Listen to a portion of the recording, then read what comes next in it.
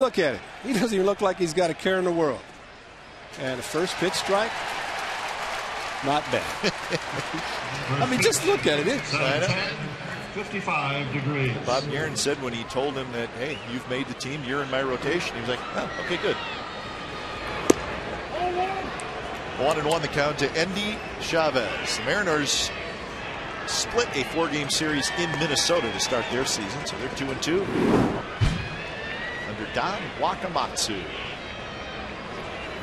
I'm sure Don Wakamatsu has the fans on hand, and I'm sure our audience got a chance to see the Oakland police officers who worked here March 21st honored, and Don, of course, grew up in this area. Yep. Brett Anderson retires the first batter he faces in his major league career. It's a 1-3 putout. Endy Chavez is retired. Impressive thing about Brett Anderson, as we saw during spring training, and again, bear in mind, both he and Trevor Cahill were told at the beginning of spring training they had a chance to make this club. So people could say, well, they came into camp and there wasn't any pressure. But when you know you have a chance, that puts a little bit added, I wouldn't necessarily say pressure, but emphasis on trying to do well to make the club. So the way they performed, they deserve to be here. And the one thing this young man did very effectively was pitch inside, especially to right-handers. Came over in the Dan Herron trade from the Diamondbacks. It's a pretty good trade for the Yankees. Yeah.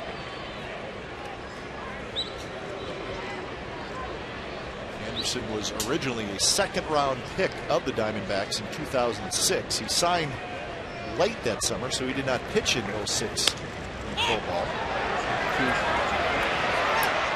Well, there you're talking about it, right? Got right in on Franklin Gutierrez, jammed him, and it's a pop out to first.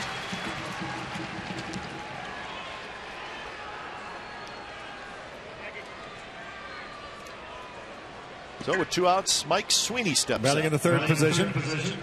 Designated hitter, number 5, Mike Sweeney.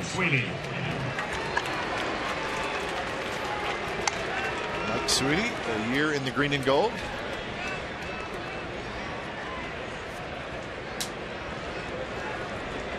Just not sure last year, Ray, Mike ever really was fully healthy. Just didn't get the feeling that he was healthy enough to do what he wanted to do. Very high to left, the playable for Matt Holliday. Brett Anderson, a nice clean 3 up, 3 down, top of the first inning. Bottom of the first coming up. No score.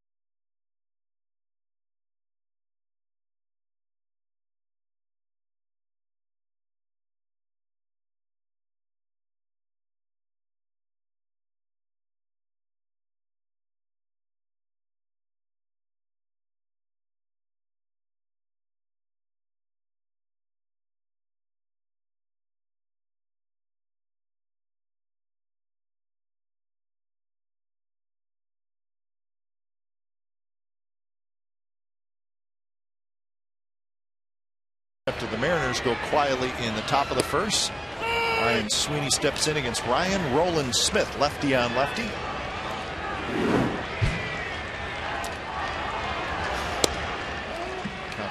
Quickly 1-1 to Sweeney.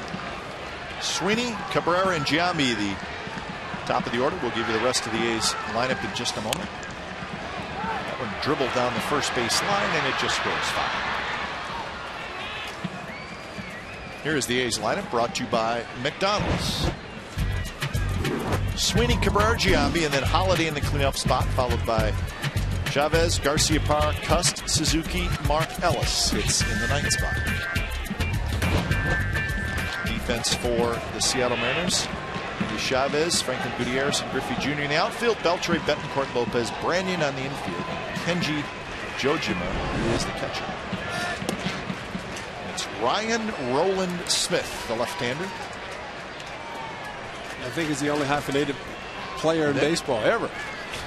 Of all time. Strike 3 called on a pitch that looked down and away. Sweeney voices his opinion to Hunter Wendelstedt.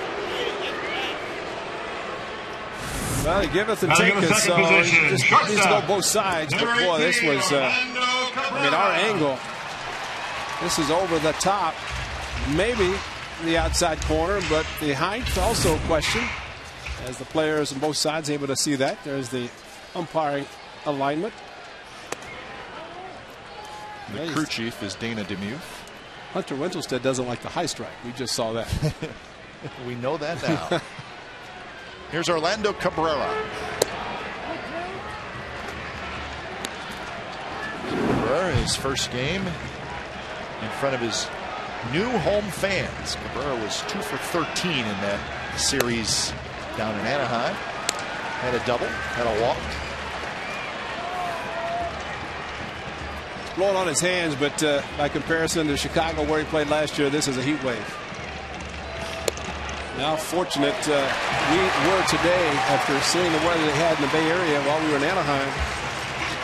What a beautiful day. It's not a cloud. There's a few clouds now, but just a beautiful. Number 16, Jason Giambi.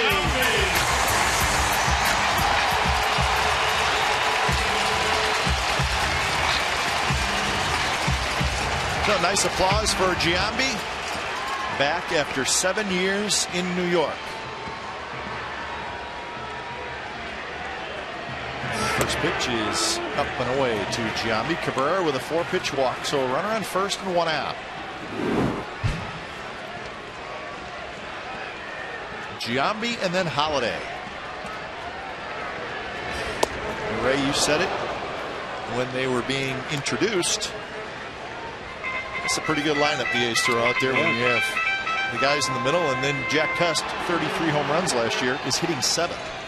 I think it almost took tonight being introduced in this home opener, and Dick Callahan doing the PA announcing, and we do wish Roy Steele the best. We definitely miss Roy not here tonight to be the public address announcer, but Dick was announcing these guys, and it was quite an interesting lineup that the A's put out and will continue to put out this year. And remember, Travis Buck, pretty good player, is not in the lineup tonight. There's a look at Ryan Roland Smith, the left-hander. You see the number of games in the starts. He was converted. He started first 32 games were out of the bullpen. They sent him to minor leagues to build up his arm strength. And then he started 12 games for the Mariners, and here he is in the rotation. So quite an adjustment for him. I mean, the opportunity to get into big leagues. Reliever. And now he's in the rotation. He's a big guy, 6'3", 240 pounds, 26 years old, from Australia. Smith picks it up, fires low, and he throws it away all the way down to the bullpen. Here comes Cabrera, hits the bag at third, digging home, he's going to score. Giambi to third, safe. A's lead 1-0.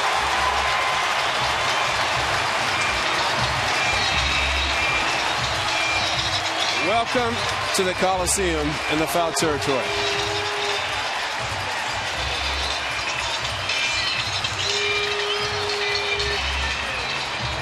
This young man picked up the ball. You could see something bad was going to happen. He had enough time, plenty of time, to get Giambi. But for some reason, when it came up, he just threw a dart right into the ground. Plenty of time there, still plenty of time. A little sidearm sinker, and no chance for Branyan to be able to even get a glove on it. Look how much time he had. Jason was just halfway down, and he just missed the target completely. And Jason said, do I have to go to third? He kept looking for Gallego, and he barely made it. Foot tagged by Beltre. He thought he'd gotten it. So the first error of the year by the Seattle Mariners, and it's a costly one. He's jump on the board and looking for more. Infield comes about halfway in for Holiday. 1-1 the count.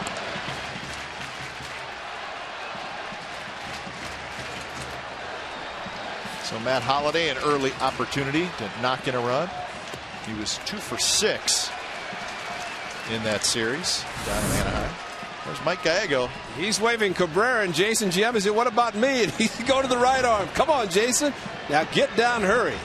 But what an ovation Gags got also coming back. He's played for the '89 World Champion A's. And I told him, I said, just wait. You're introduced. You're going to get an ovation. And sure enough, these fans remember Mike Gallego. But that's pretty good. Ambidextrous. He used the left arm to wave Cabrera. And then, by the way, G, come on with the right arm. Right.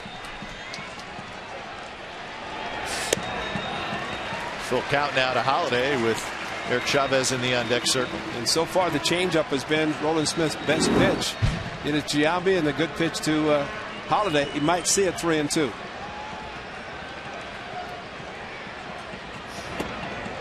And there it was, and he missed. That's just smart hitting. You can see that he's missing with his fastball up and off the plate. So you go to your best pitch, but that's something also hitters recognize because of it. Rick Adair, Don Wakamatsu's pitching coach.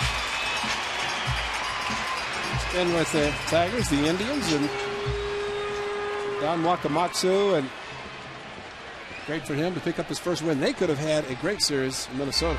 Yeah. They were 1 out away from, if they would have won the game, he would have won 3 out of 4. Jared Washburn, an outstanding performance. Left-hander who struggled for the Mariners, but definitely a good performance in his first win of the year. First and third, 1 out. Chavez steps in. Curveball sweeps in there first strike.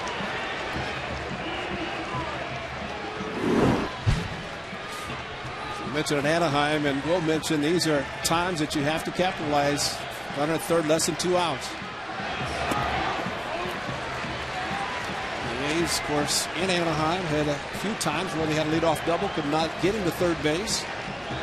And a few times with the runner at third and couldn't get him in. But it was early. As good as good enough, you're going to see a lot of that happening this year when they're getting him in. On the infield, Jose Lopez now to the edge of the outfield grass, and Chavez is unable to do that, get him in. So 2 outs for Nomar Garciaparra. Batting in the 6th position, first baseman, number 1, Nomar Garciaparra.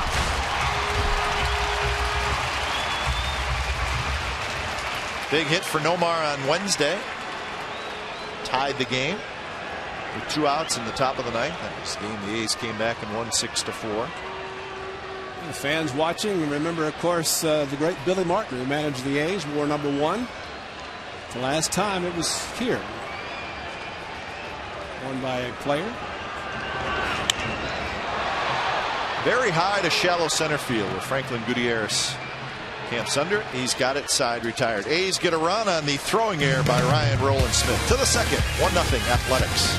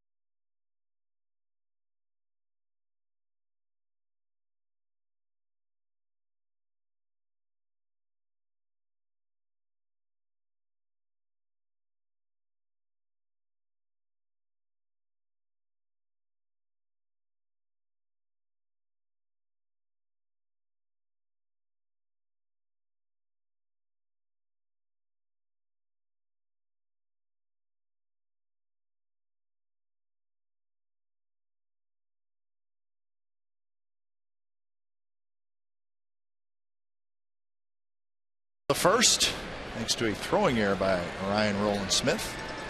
He regrouped, got a couple big outs, and the A's only got the 1 run. So Brett Anderson back to the mound. He had a very nice 3-up, 3-down inning. He threw just 7 pitches in the first inning.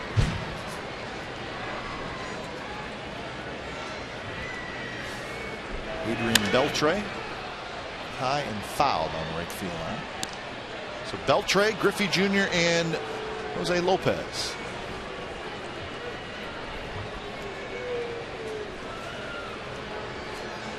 Chilly night. You see hoods are out, jackets are on. Jack Cust goes back, and to his right, warning track he's got. And here tonight's Toyota keys to the game. Another day, yes, just another debut. Brett Anderson follows Cahill, first major league start. G versus G. Last time Giambi and Griffey played in the same game at the Coliseum. A's 3-1 win on October the 3rd, 1999. Giambi 2 for 4, Griffey 1 for 2 with a ribby, and yes, sink the Mariners. A's 17-2 in 2006. Remember that season? But only 15-23 since. I think the Mariners are a little upset after the 2006, so they more than made up for it the last couple of years. How about this? Future Hall of Famer, first ballot, and Brett Anderson saying, Ken Griffey Jr. He's probably got a few of his baseball cards.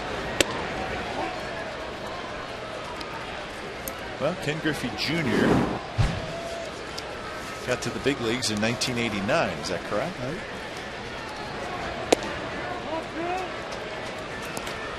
Would you like to know when Brett Anderson was born?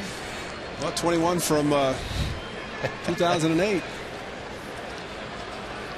You got it, folks. Brett Anderson was born in 1988.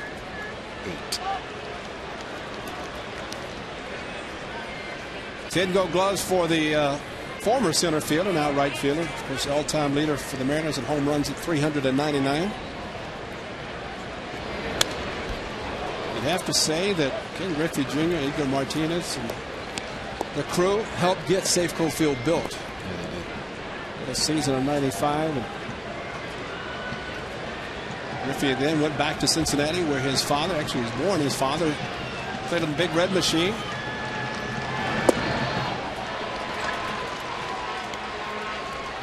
A 1-out walk to Jr. So Jose Lopez will hit, Number 4, Jose Lopez. second baseman for the Mariners. And man, it was put up good offensive numbers the last couple years. 89 runs batted in last year and 191 hits. A lot of it to the opposite field. Had a lot of 2-out RBI hits, and of course huge in that department. Sitting up higher in the batting order. With the addition of Diaz, Chavez, Mike Sweeney, as you mentioned, a whole different team, much different, especially in the outfield.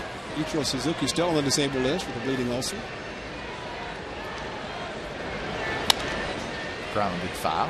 Ichiro talking about Wednesday is the day he's supposed to come off the disabled list, and all things continue to go the way they have been for him. He's feeling better. They do think it will be Wednesday when he comes back.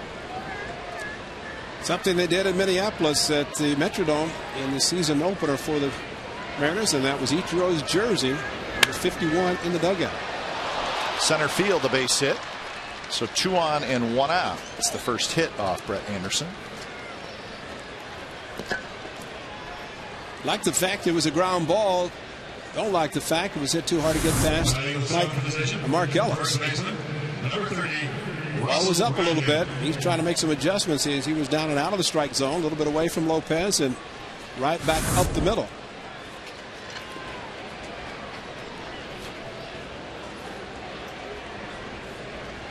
So this is Russell Branyan. Russ Branyan, another new face, power hitter, strikes out a lot.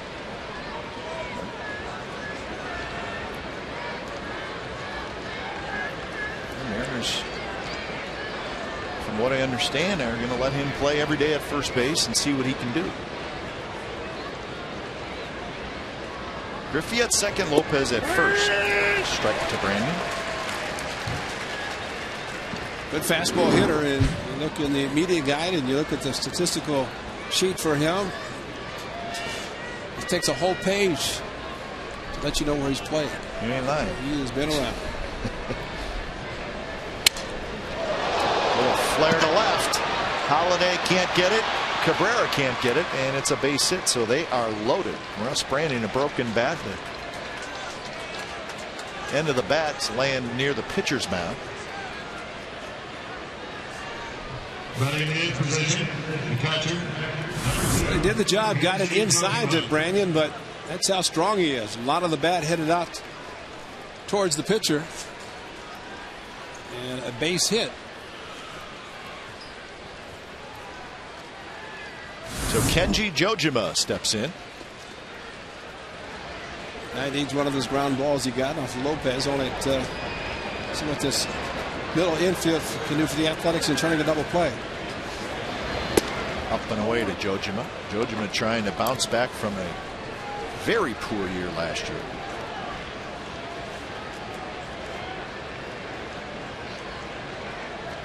Jojima hit just .227 with 7 home runs.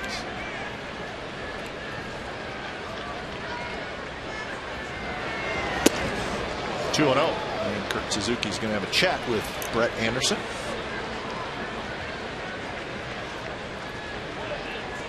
I'm sure Kurt is telling them throw strikes, let the defense do their job, trying to get out of the inning with a double play.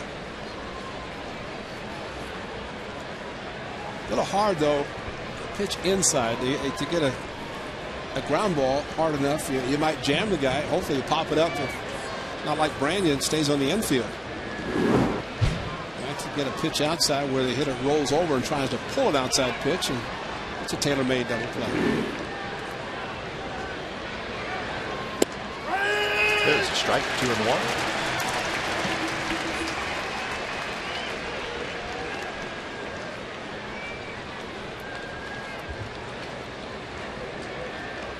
Yuniesky Betancourt is the on-deck hitter. Lined, and that is foul. Well, that one was inside, but it looked like Jojima opened up a little bit. But it was down too. Down. Yeah. That's one of the difference of being belt high to the letters versus down. Like a lot of left-handed hitters, right-handers like a fastball down, and they'll jump on it.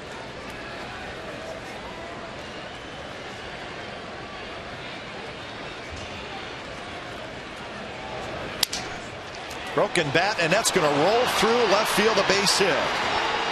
Griffey scores. They'll stop Lopez at third, and another broken bat single. That one just barely got through the infield. It's an RBI single, and we're tied at 1. Wow. Just amazing.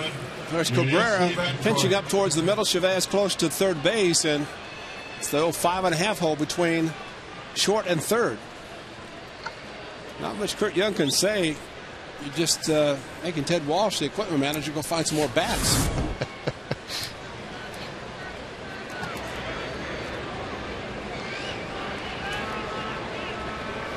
But a 1-out walk helps the Mariners tie the score. It was a walk that helped the A's score their run. Here's Betancourt. We've seen Betancourt enough now. A notorious free swinger, and swings early in the count. So to back me up, he takes one right down the middle for a strike. Well, he's a good changeup, and probably thinking at least I better take one and see what it looks like.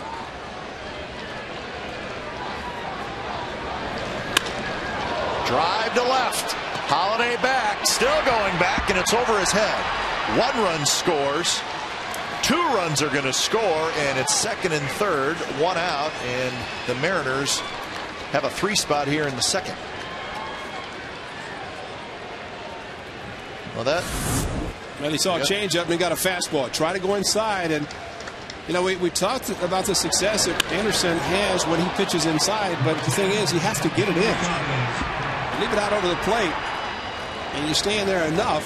Good hitters will start looking for the pitch. No chance for Halladay to get to the ball, and that shows the power of Betancourt. 5 straight Mariners have reached base. A walk, 3 singles, and now a double. Endy Chavez, top of the order, steps in.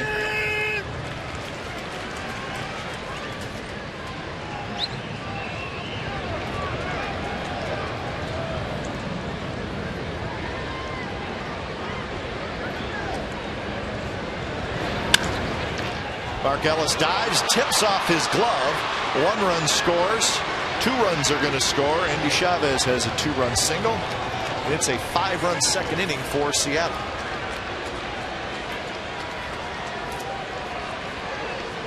I think Roland Smith's got to be saying, I did that. I knew what I was doing when I threw the ball down the right field line. Everybody excited and for his offense to come back. And they have in this half inning.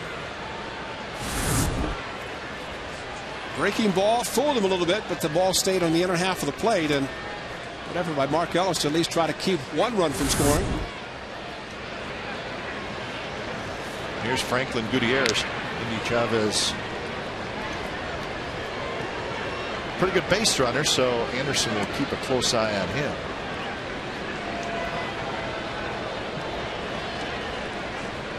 Gutierrez coming over from the Indians in the offseason.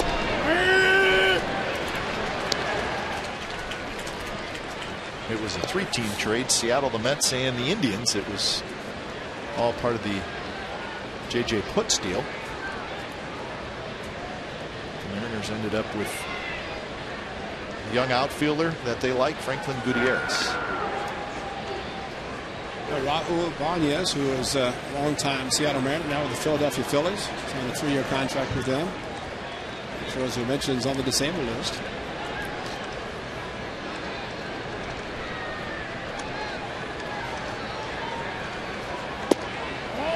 Good curveball, but drops a little bit low.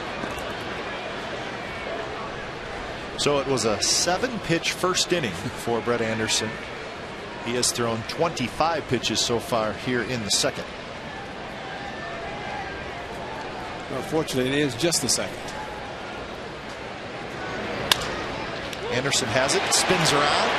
Nice throw to second, and that's a double play. 1-6-3 on the double play.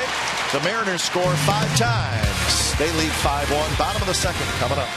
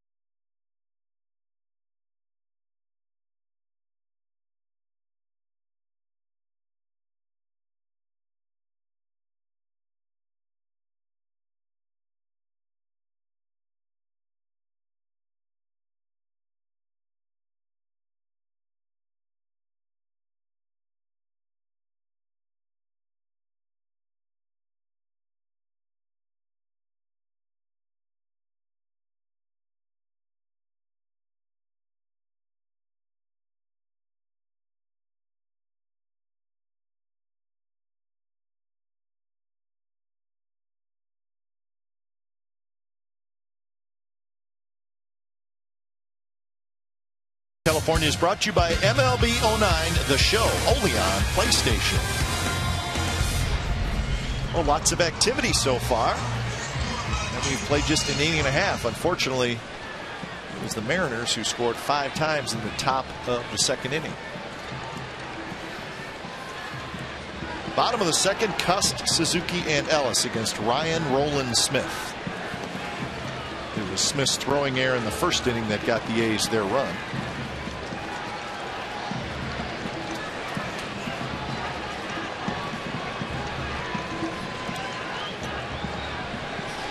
pumping into Jack Cust, who had a nice series in Anaheim. He was 4 for 8, a couple of RBIs. He walked 4 times.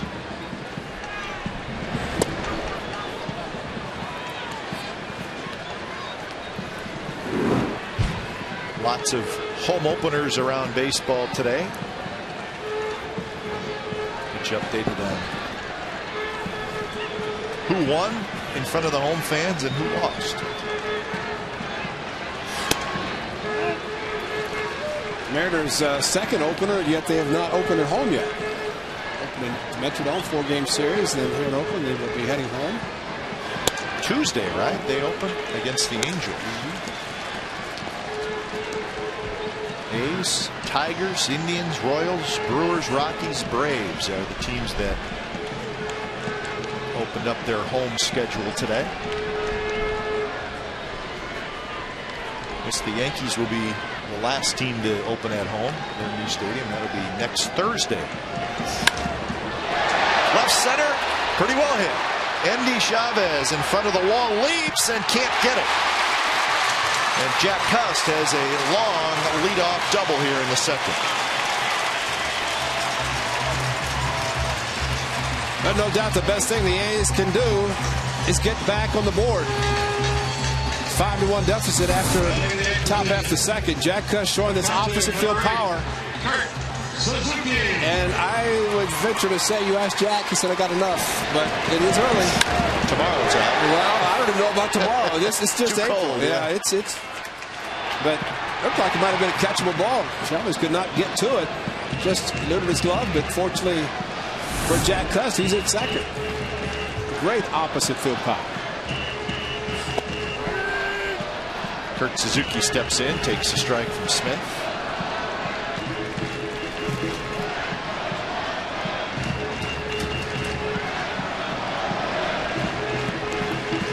Kurt was 4 for 13 in the Angels series.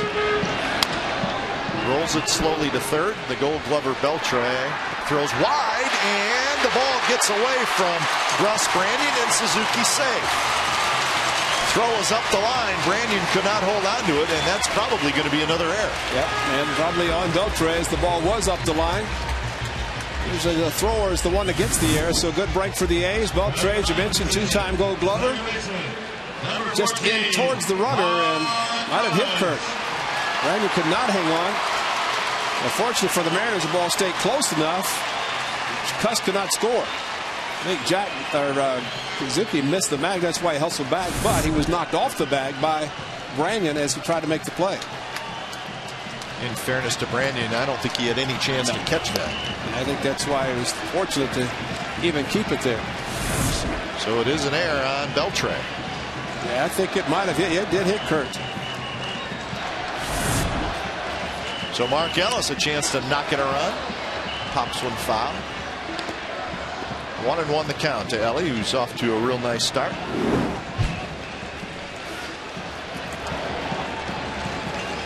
Five hits in his first 13 at bats. 3 RBIs. Popped up. Lopez has it. And Jack Cust just got a chance with our overhead camera to see the hips. Watch the hips of Jack Cust as he gets right there and then opens up, clears the hips, stays inside the ball, and just drives it to left center. It's a great shot from over the top. Meanwhile, back to Mark Ellis. Changeup. That's the pitch. Right, Roland Smith is going to, especially these situations, and got to stay back. Easily said, hard to do, and so far the success has gone to Smith. Ryan Sweeney.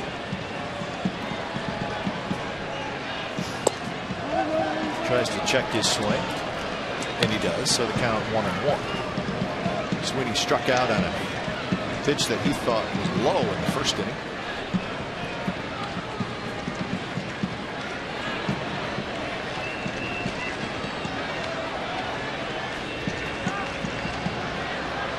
When you're down 5-1, you don't want to miss out on scoring opportunities like a first and third and nobody out.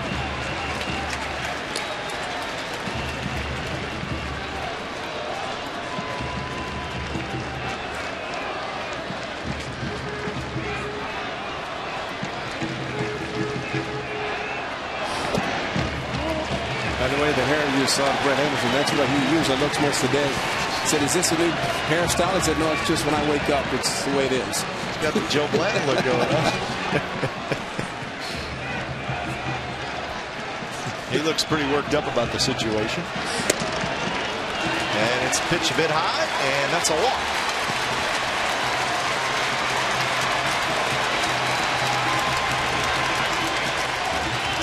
The shortstop, number 18, Orlando Cabrera. Well, you could say that Ryan Rowland-Smith is helping the A's. He's giving them opportunities to get back in this game. And Rick Adair for the second inning is out to visit his pitcher. Bases loaded, 1 out for Orlando Cabrera. Cabrera has never hit a grand slam in his career.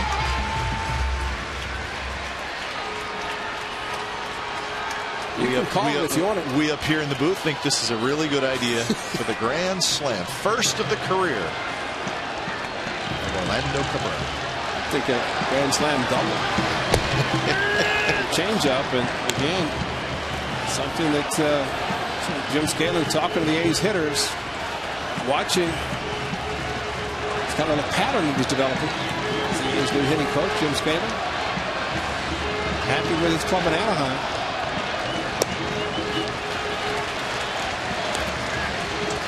So can you, at this point in the game, Ray, if you're a hitter, just obviously you know his best pitch right now is the changeup. Well, you just certain situations you have to make sure you sit back and look for it. 2-1. And this is one coming up. Usually a hitter's count looking fastball is when he likes to, or pitchers like to pull the string.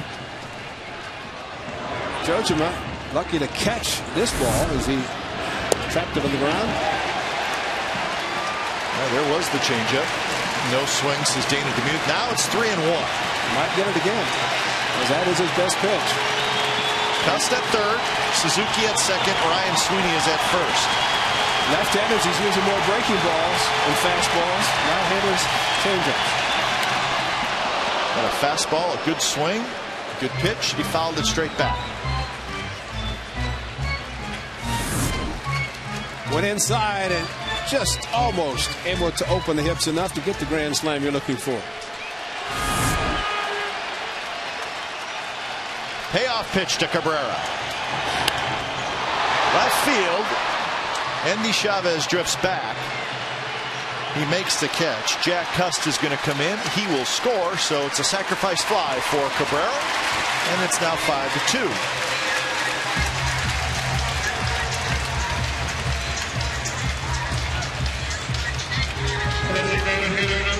Let's look at our Firestone leaderboard for tonight. Jason Giambi and Eric Chavez among the Oakland career hitters. Check it out. Home runs, both in the top 6. Hits. Chavez 5th in hits all time for the Oakland A's. They're all over the leaderboard. Giambi and Chavez. So still a couple of runners out there for Jason Giambi. He's the one who hit the dribbler out in front of the plate that Smith threw down the right field line in the first inning.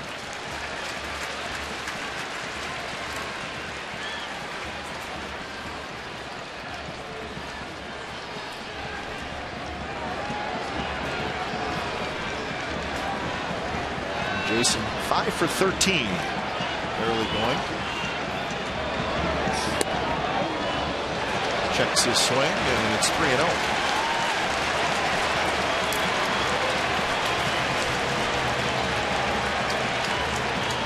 .48 pitches for Smith so far. And there's a walk. Walk number 4 in the ballgame.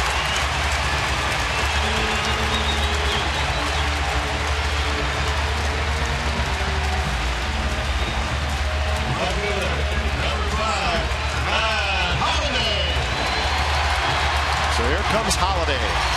Again, the bases loaded. Matt Holliday, good opposite field hitter. Right center field looks great. He liked that one, didn't he? That's a man-sized swing right there from Matt Holliday. Well, that was a breaking ball, and again, going opposite field is perfect for him with this pitch to go right there.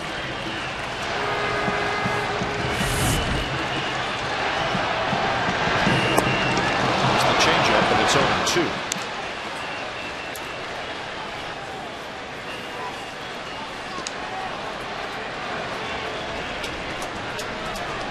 Holliday has 3 career grand slams.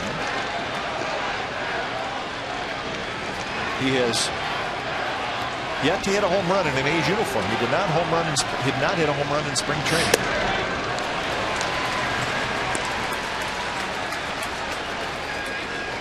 This is not Coors Field, but 362 to right center, left center. It's pretty inviting.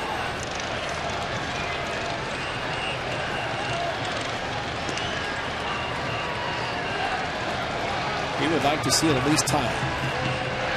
Brett Anderson before he takes the mound in the third. Bounced behind second base. Lopez to Betancourt, and the side is retired. A's get 1, and they leave them loaded. On to the third. Lots of action. 5-2 Seattle.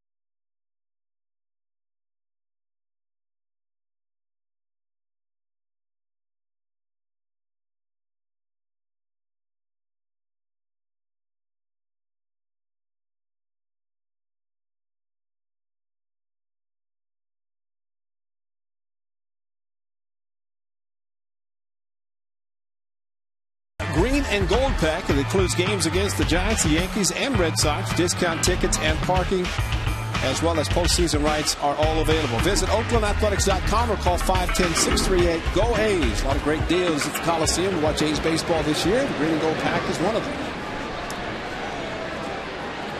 Top of the third, Mike Sweeney, Adrian Beltre, Ken Griffey Jr. So some big hitters for the Mariners against Brett Anderson. Try to settle down after giving up 5 in the second. A couple of broken bad hits cost him. Well, we have seen Trevor Cahill, how he has settled down after giving up a big crooked number. Let's see what Brett Anderson can do, because it's important right now after giving up 5 and realizing a couple of them with the broken bad hits, but they still count, and put some zeros up, give the club a chance to take advantage of the opportunities they've had. So far they have not. 2-1 now to Mike Sweeney. A's have stranded 5 through the first 2 innings.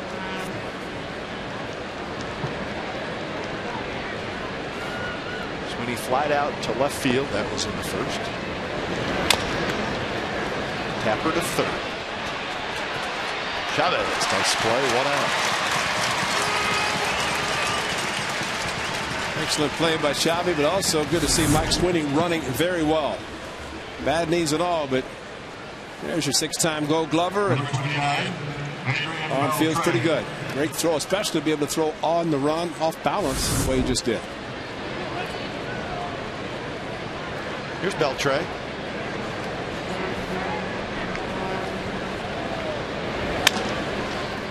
Again to third. 2 outs.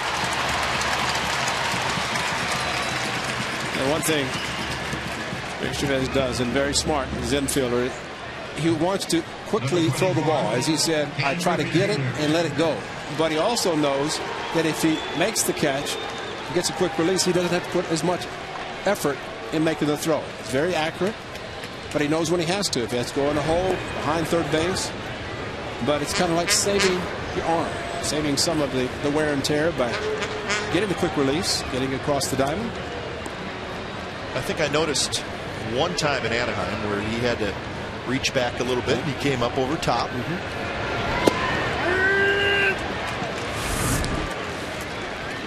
had a little bit more time because of Beltre running, and the ball got to him quickly. And the thing about do the accuracy, make the accurate throw.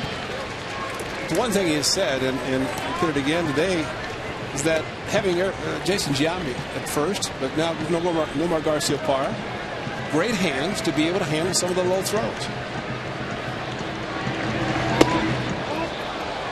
First baseman can save second, third, and short a lot of errors. Big time. If they can pick it. These two guys can do it.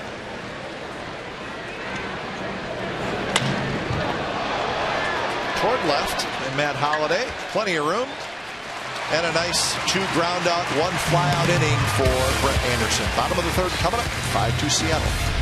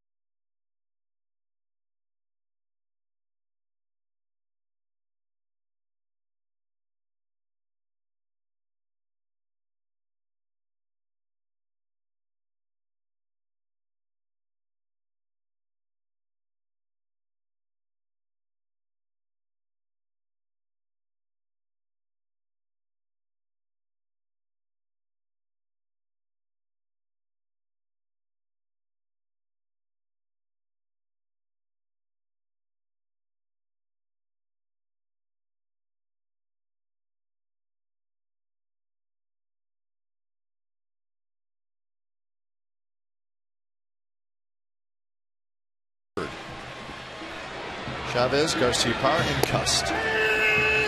Ryan Roland Smith. He's kind of been all over the board in the first 2 innings. 53 pitches thrown in the first 2.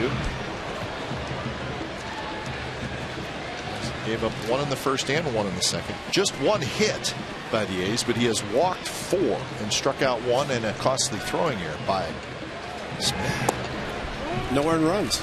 No earned runs, that's right. All this and no earned runs.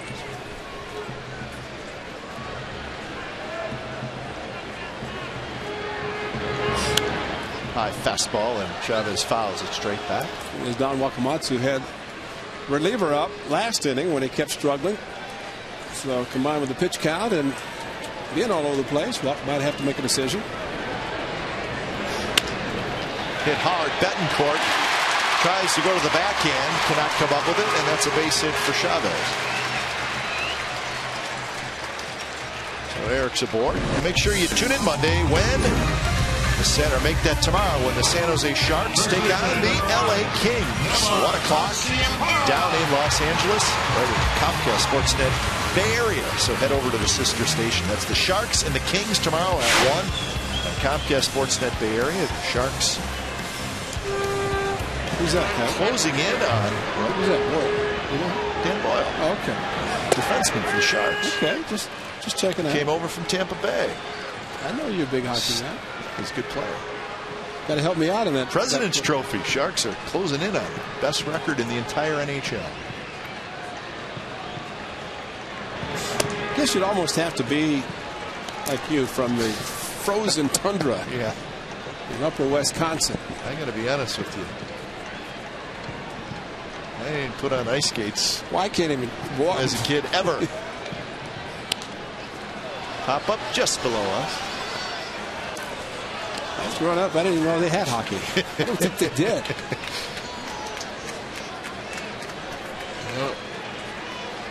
But the Sharks are a good show down in San Jose.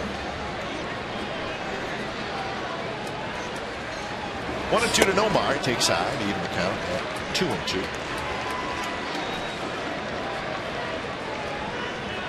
Garcia-Parra flied out to center field to end the first inning.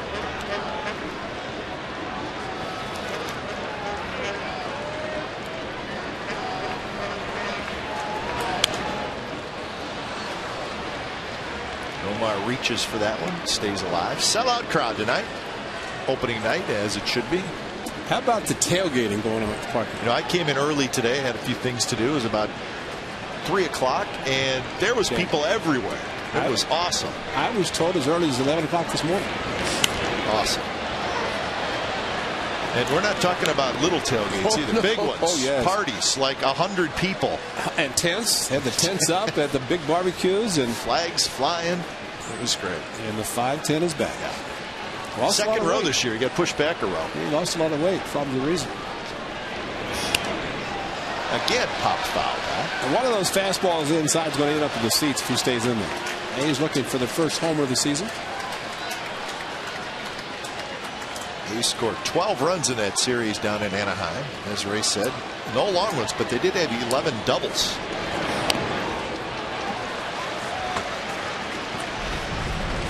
This was a huge hit. Pinch hit off of Fuentes by Nomar Garcia-Parra. Still didn't get a chance to talk to Gary Matthews Jr. It looked like he lost in the lights. Maybe he just came up short, but anyway, that tied it. The A's ended up scoring 3 in the 9th and won it.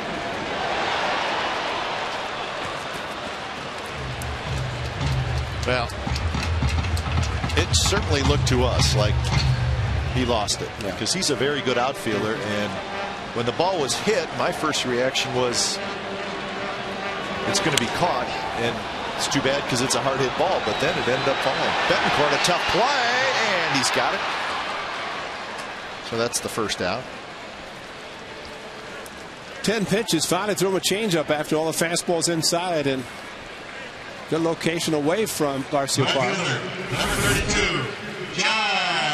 Gutierrez was not going to get this ball. It was Betancourt all the way. He had a long run. Fortunately for him, the ball stayed up, but Gutierrez, as a lot of outfielders, or some will do anyway, broke back with a big swing by Garcia-Parra. Costa booming double in the second off the left center field fence. Curve for a strike from Smith.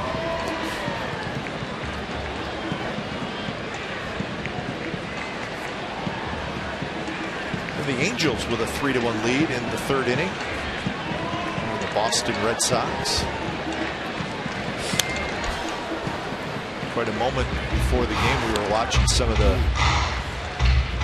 ceremonies before the game in Anaheim, and I'm not sure they were full-fledged ceremonies, but picture of Nick Adenhart out in center field.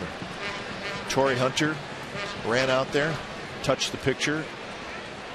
Obviously did it for himself and for his entire team.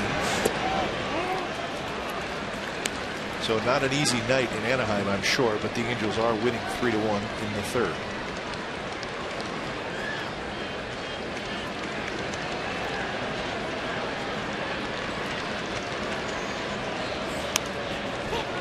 Cust just hanging in there.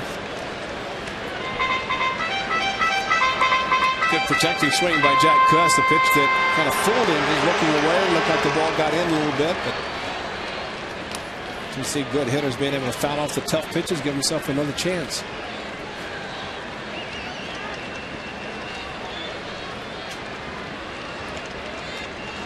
Chavez, the runner at first. Short lead. Slowly hit.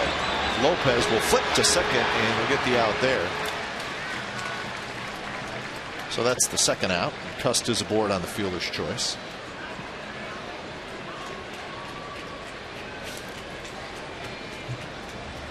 The catcher, number 8, Kurt Suzuki. But Kurt Suzuki reached out an error in the second inning. That error was by Adrian Beltre.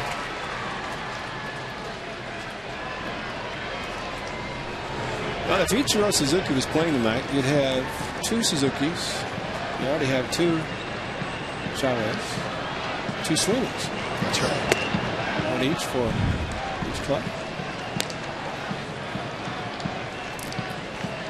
But Ichiro's there, but just not inside that uniform. But I would have to think that's something to say about Mike Sweeney. That uniform showed up in the dugout in Minneapolis in the opening series. Georgia. Foul territory. He's got it. Side retired. Leadoff single by Chavez. The A's do nothing with it. On to the 4th. 5-2 Seattle.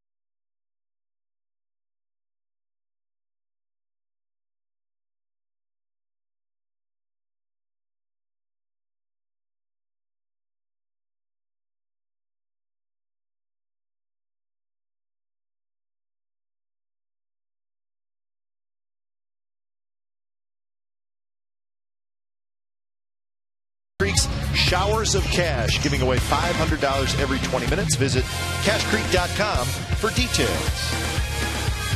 Welcome back to the Coliseum, the home opener. And any game, whether it's night or day, a good time to take the family to the ballpark. The University of Phoenix Friday night. Yeah. Packed. That's starts tonight. Good deal.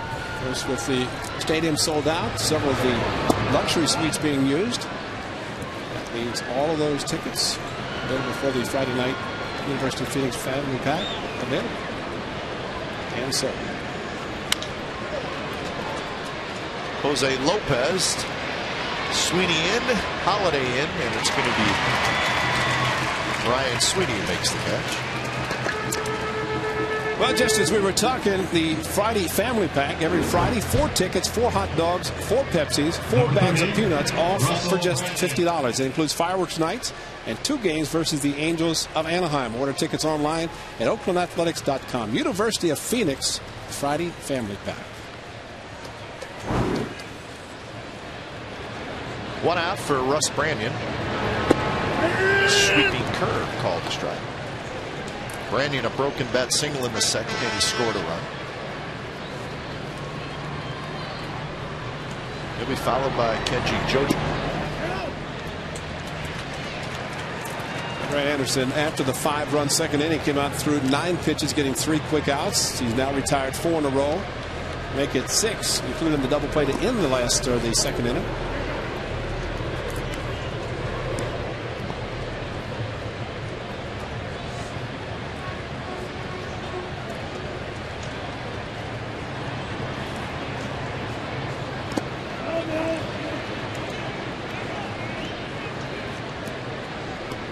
Tomorrow it'll be another young left-hander, Josh Outman, will take them out for his first start in 2009. Josh Outman.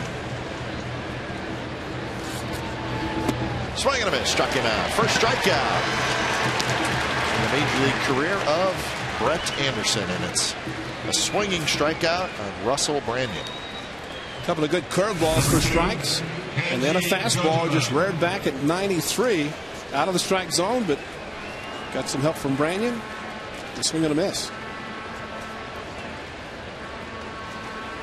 Fooled off the pitch. You can see a great shot with that overhead camera. That robotic camera is unbelievable. To our left and right overhead. Sure, Jim Scalen might be wanting to get a feed from that shot. Because they get a lot of center field shots, and Adam Roden, the video coordinator for the Athletics, there's the shot, and you can see so much from that angle because it's right over home plate. You can watch the hitter a lot of times open up, and you can just see how he misses the ball. And Branyan, I'm sure that shot right there, we can show a replay of that one. You'll see exactly what I'm talking about with the hitter Suzuki opening up. Watch this, watch the hips open. Look how much he missed the ball with the pitch outside. It's a great shot. 2-2 to Kenji Jojima.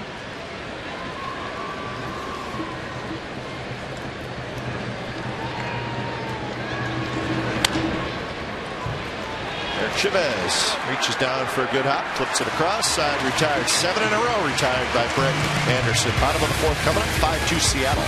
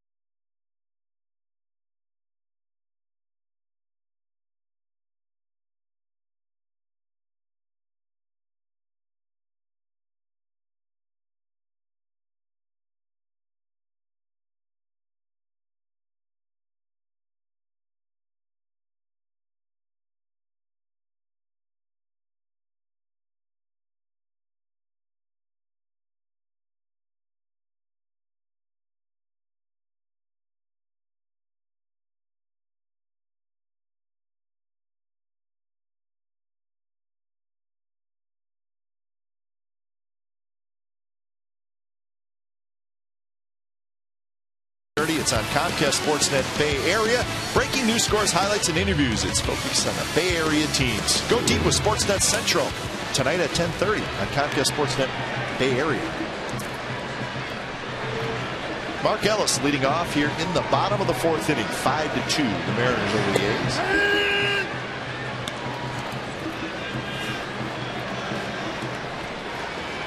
Ellis popped out to second in the second inning. Did that with runners on first and third. Nobody out, so he was unable to get the run home.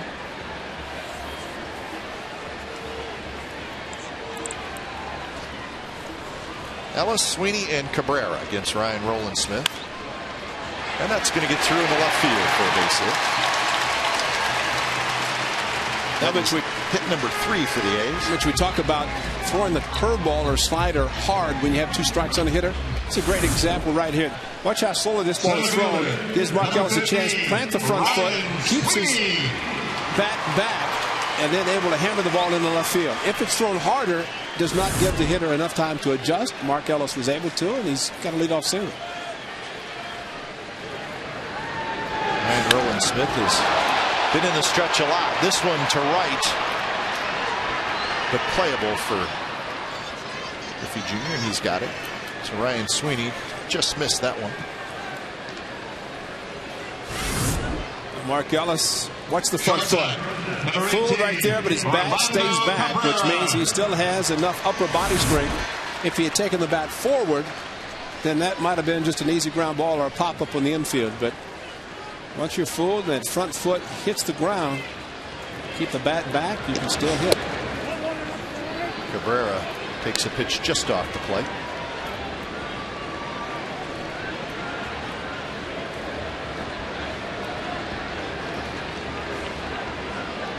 Cabrera, a sacrifice fly, and a base hit. And Mark Ellis makes the turn, and he goes to third. First and third, 1 out. What a great job. Mark Ellis saw the ball was behind him in the right field, did not even look at Mike Geigle, didn't have to. He knew on his own that he was going to be able to go to third. This ball is hit hard by Cabrera. He does so well hitting behind the runner. But Mark saw where the ball was, head down, turned the bag, and in safely at third. Ken Griffey Jr. just getting the ball back in. So once again, runner third, less than 2 out. A great base running there. And Giambi steps in.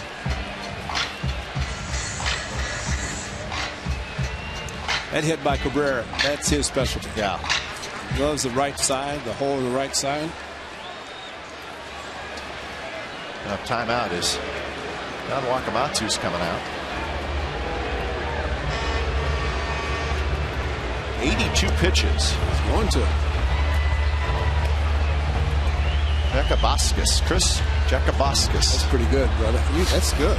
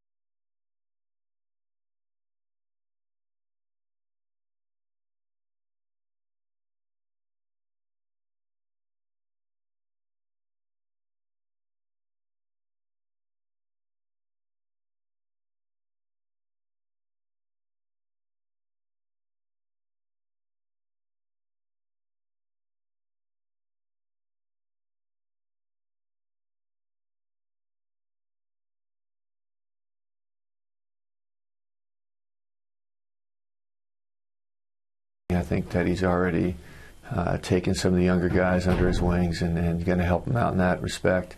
And you know, on the field, obviously, he's going to be a middle lineup hitter with power.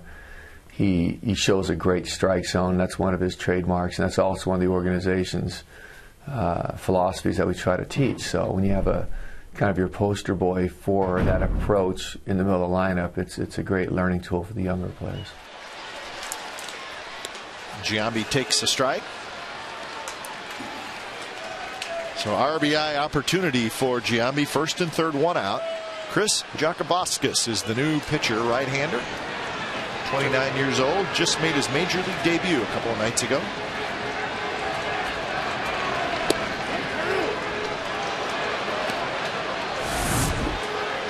New pitcher, what do you do, Ray?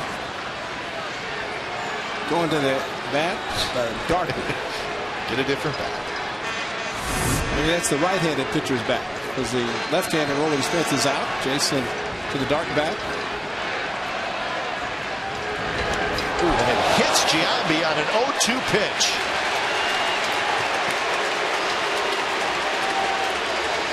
Hit him in the hand, and that's always scary.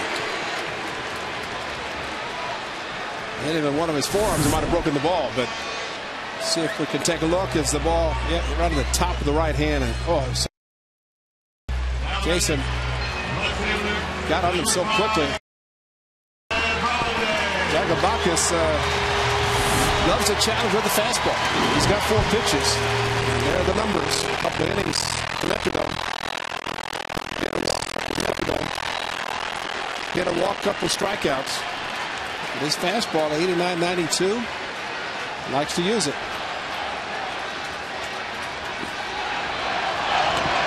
Blocked by Jojima, so Holiday will hit with the bases loaded for the second time in the game. It happened in the second inning, and he grounded out.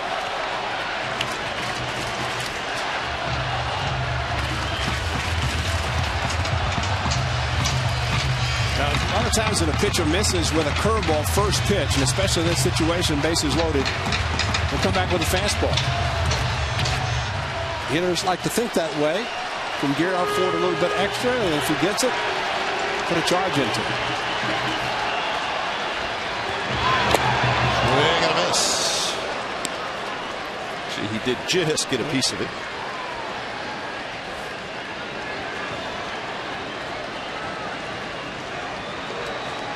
One and one the count. Holiday a walk and that ground out.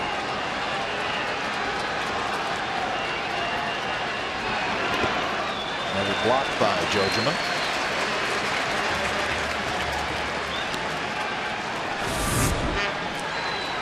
Good job by Jojima, because that could have been a couple of runs, except for the blocking of ball in the dirt. 1 and third. That's great play by the catcher.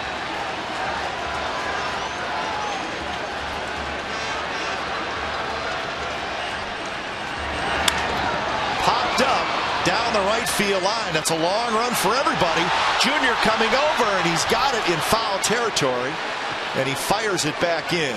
That's a pretty nice play by Ken Griffey Jr. Guys like Holiday, when they hit a pop-up, Ray, it stays up there forever. And that's what happened there.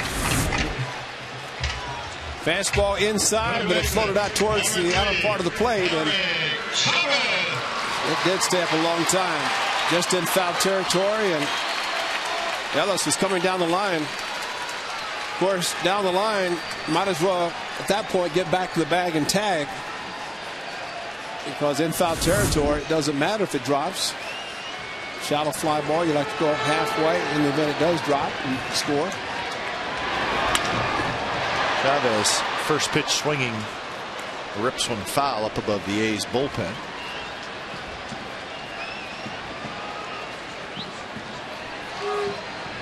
There are your runners.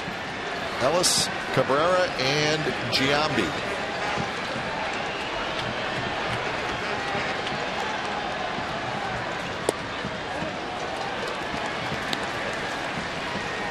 So Ryan Roland Smith gave up 4 walks tonight and 4 hits. Frustration maybe from Matt Holiday.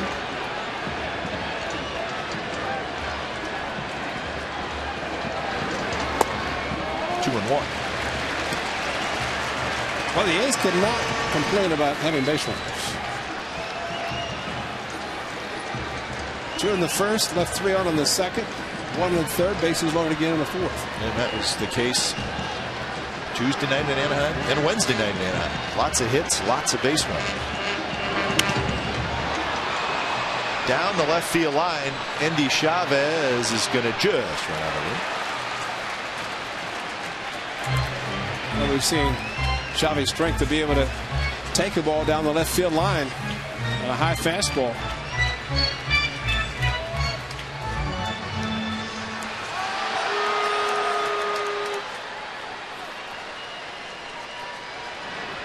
Ty Waller, Bob Guerin's new bench coach this year, while Don Wakamatsu was a bench coach last year. He's now managing the Mariners.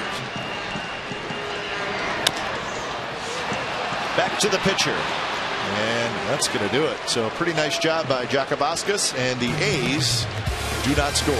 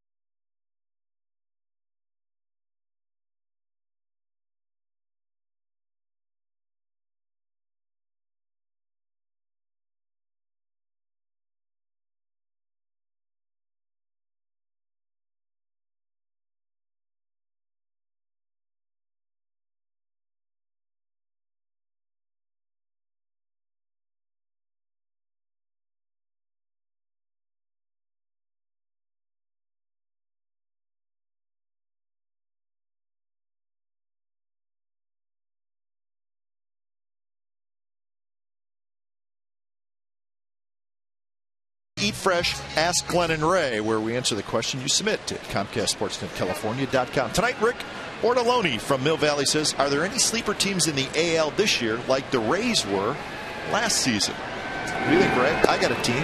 I don't know that they'll do what Kansas City. Kansas City. Right. Yeah, I don't think they're going to do what the Rays did last year, go all the way to the World Series. But I do think the Kansas City Royals have a chance to be a pretty good team this year. Was again unfortunate on the DL today. That's not going to help. They're a power hitter, but Ray Hellman's got them playing well. They're spending some money, signing some free agents, and we will see them, of course, this year. And they've got a chance. Yeah, they got two good pitchers at the top of their rotation, Greinke and Gilmesh. Cabrera charges. Very nice play, and Betancourt is retired. And that's good to see for the Royals because they had suffered for a long, long time. Yeah, that's for sure. In the good hands and a quick release by Orlando Cabrera. Betancourt runs well, but just look how smooth Cabrera is, and he's going to get a chance to see a lot of that this year. The Gold Gloves, and of course Xavi with 6th and 3rd.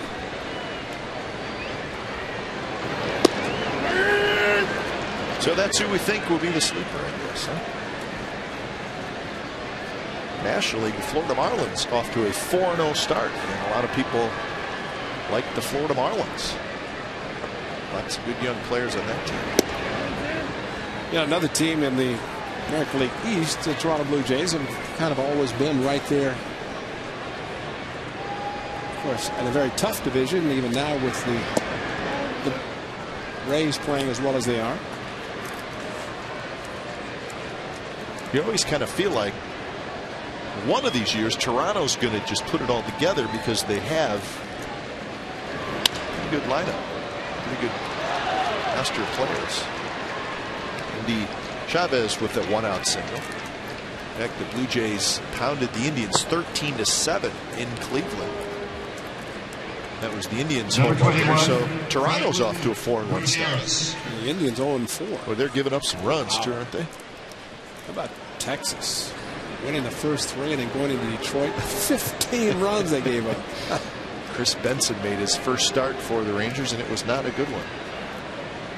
Cabrera hit a grand slam and had 6 RBIs.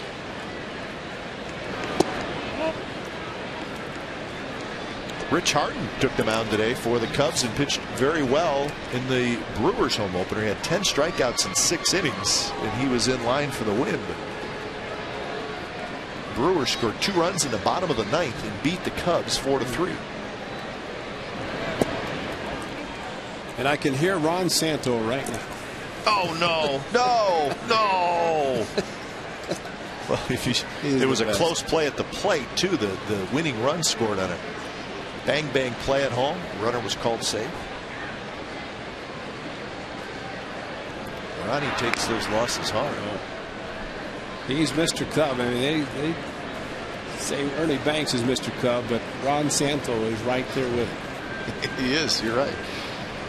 And you find Ron Santo in Scottsdale, Arizona area because his license plate is Cub 10. His number, uniform number 10, and a young or gentleman who should be an Hall of Fame. There's no great third baseman. It'd be nice to see he and Burt Blyleven going at the same time. Because both very deserving. 2-0 the count to Franklin Gutierrez, who is 0 for 2.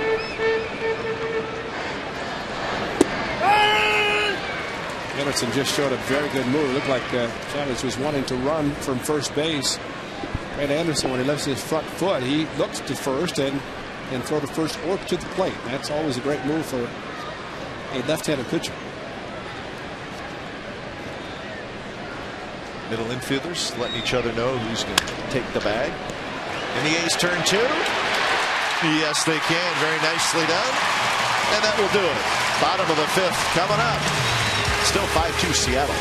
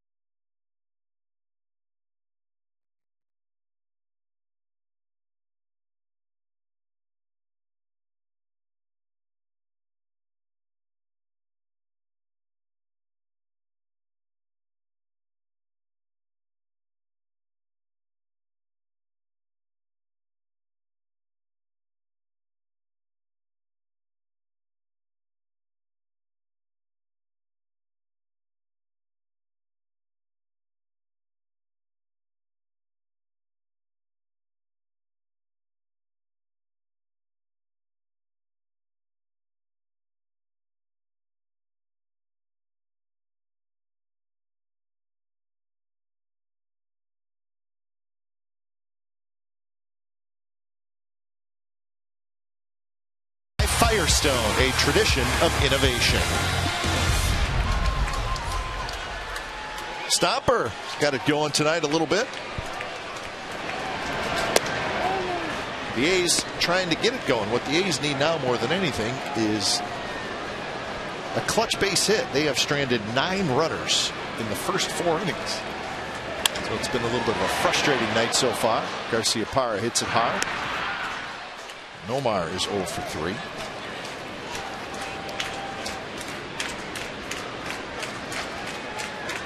Jack Cust will hit for the 3rd time. Right fielder, number 32, Jack Cust.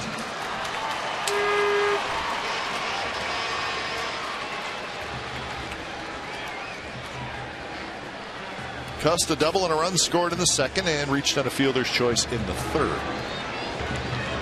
Angels still leading the Red Sox 3-1. That game, the bottom of the fifth inning.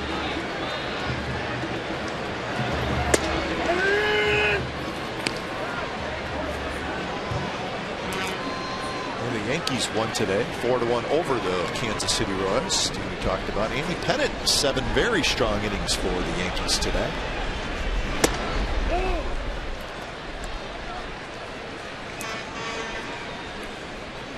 A week from Monday, the A's will be at the new Yankee Stadium. Left center hit well again. Andy Chavez to the wall. He's got it.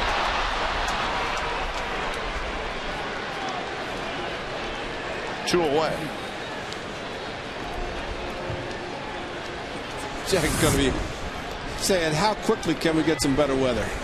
Well, there's no doubt, and I think all we had to do is think back to a few years ago when Frank Thomas was with the club and hit a ball with the bases loaded, and he said, "Oh, that's an easy grand slam," and the ball went off the wall. He got to second base, and all his teammates said, "Welcome, Frank, to April baseball at the Coliseum." At least the teammates that have been here before. That's right? true.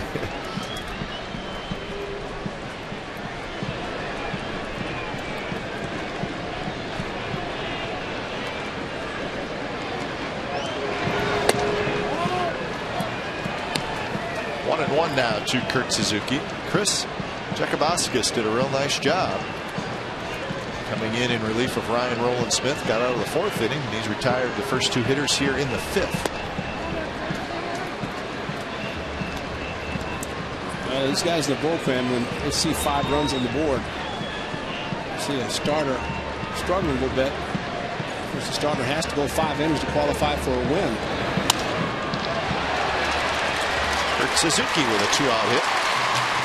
So all the guys in the bullpen outside of your setup guy and your closer are thinking, this is how I get a W. I'm ready. I'm ready. I don't need long to get loose either. We used to call them vultures. Vultures. Sweeping in and getting the W. That's right. You have the heater running down there. You can see some guys sitting on chairs. That might be in front of the heater. It is a little bit cool. Yes. And it's not getting warmer, folks.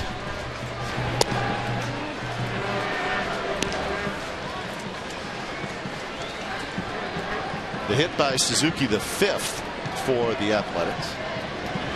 Each team with 5 hits. Correction, Seattle has 6 hits. 1-1 now to Mark Ellis, who's 1 for 2 with a single in the 4th.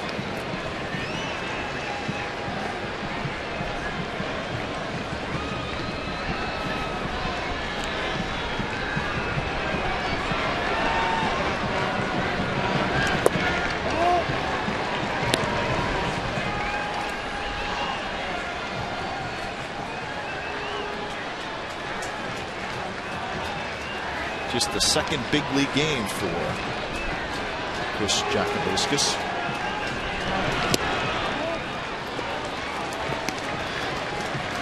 Dan Wakamatsu did not waste any time once he saw Roland Smith. Of course, pitch count getting very, very high. Pitching just in the 4th inning. And going to a right-hander to face Jason Giambi with a couple of guys on. Right back to the pitcher. Reaches down, grabs it, and Jacobowskis a 2-out hit, but that's it. We're on to the 6th. The home opener, 5-2 Seattle.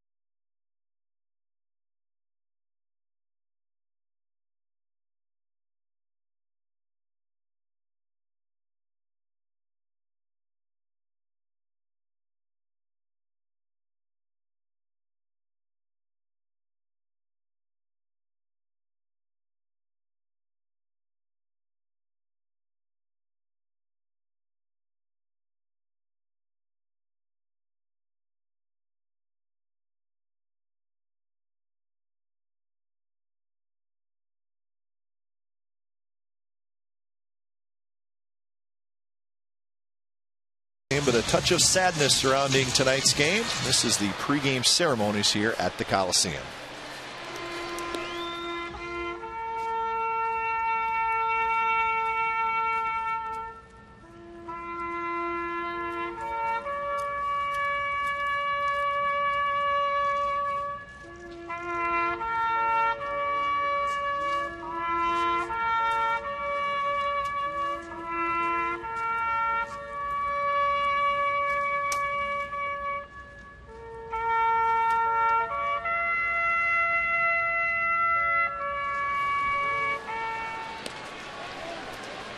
Well, the A's did a terrific job in honoring the 4 Oakland Police Department officers who were killed about 3 weeks ago wearing the OPD patch. Mike Sweeney to the gap, and Cust is going to play it off the wall. Correction, Holliday is going to play it off the wall. And a nice play by Matt Holliday to hold Mike Sweeney to a single.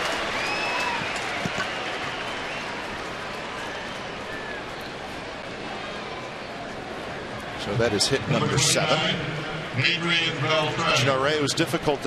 I actually knew one of the officers, Mark Dunnigan, who was one of the motorcycle officers, and he worked a lot of the Warrior games when I was doing stuff for the Warriors. He stood in the tunnel right behind the basket where I stood during the game, and I always talked to him. He was a big sports fan, a good guy. He always asked about the A's.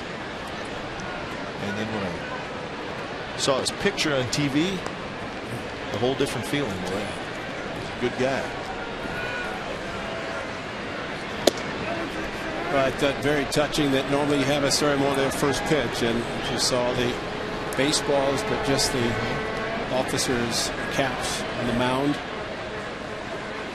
Very, very touching. Yep. And very sad. 9 children. 9 children. Without fathers.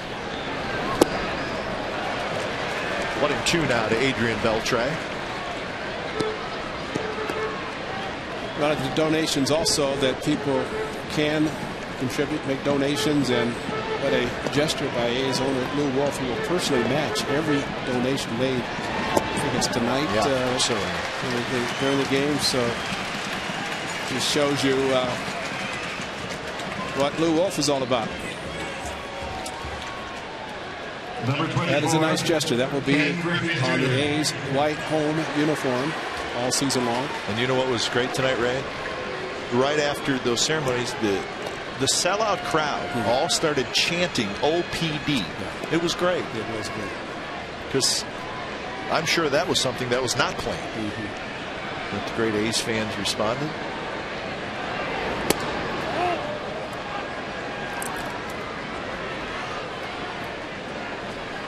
Want to know the count to Ken Griffey Jr. with Mike Sweeney at first.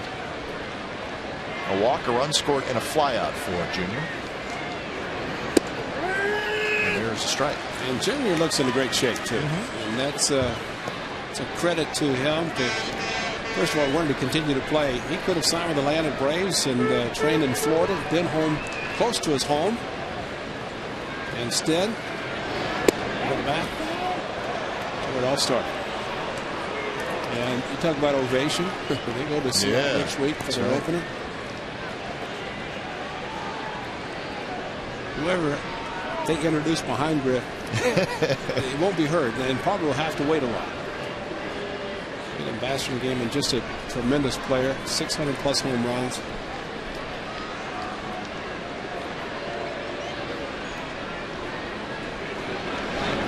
And hit a homer on opening day in Minnesota against Liriano. He went to he wore 24 in Seattle.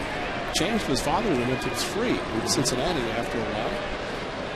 But whoever's wearing 24 last year, I don't think had a problem giving it up. On a 3-1 pitch, close pitch, but it's a walk.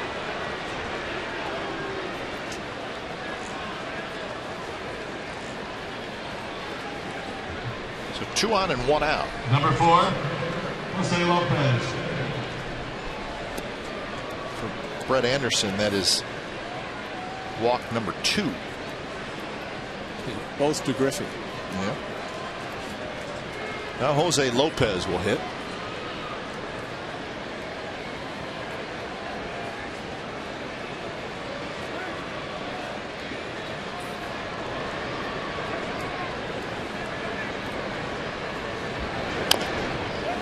Off the foot of Lopez.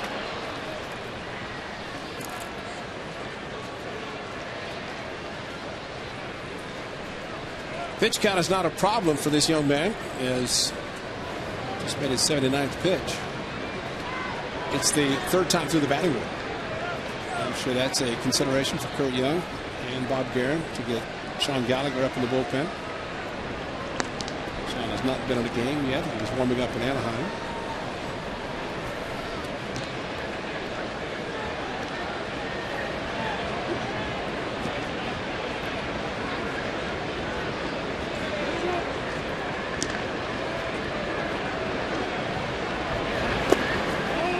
Blocked by Suzuki to keep the runners at first and second.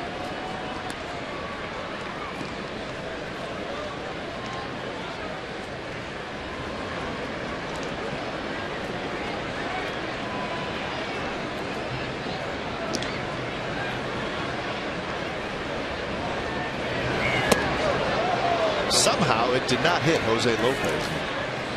Reached up and just missed it.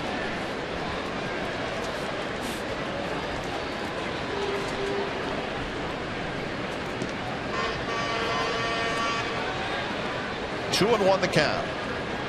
Sweeney, not a lot of speed at second base.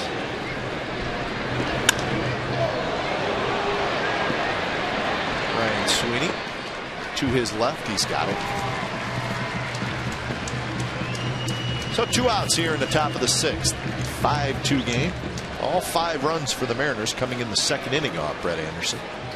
Last pitch to Lopez. He had been staying inside of the fastballs, and he went outside with a breaking ball and had Lopez reaching for it. Looked like he might have been thinking another fastball inside. It was a breaking ball and just got under it, and Brett Anderson helping out by pointing. But good location. If that's on the inner half of the plate, closer to him, might have been able to drive it to left field. Russ Brandon, a big swing, fouled it back.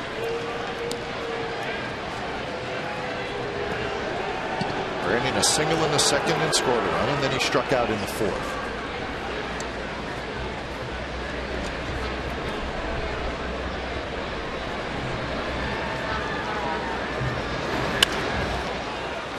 Toward the second baseman Mark Ellis, and that will do it. A couple of runners stranded by the Mariners. Bottom of the 6th coming up. It'll be the top of the order.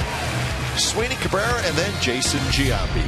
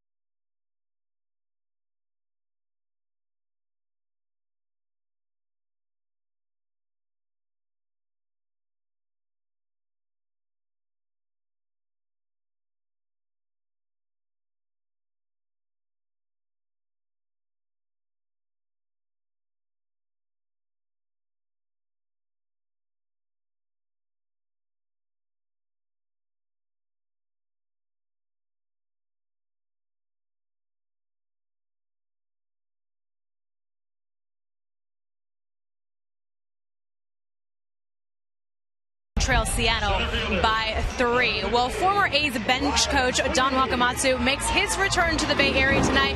Of course, this time it is as the skipper of the Seattle Mariners. Now, he told me that, of course, he has been in this visiting dugout before when he was with Texas, but he said it was a little weird walking into the visiting clubhouse today. I asked him how much of an advantage it would be having coached some of these A's players last season, and guys, he said he'd let me know after Sunday's game. Yeah, yes, he will. He's not going to give away any secrets. Thanks, Jamie. But we were thrilled when Don Wakamatsu got a big league job, because he is one of the nicest guys I've met in baseball. Real gentleman. And we wish him luck with the Mariners. The guy standing next to him, or at least in the dugout, usually next to him, is his new bench coach, Tavin Berklio, who was that guy, huh? hitting coach last year.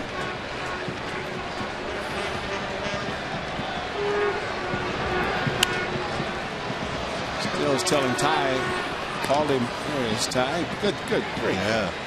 I said, I know why you went to Seattle. To fish. He's a big fisher.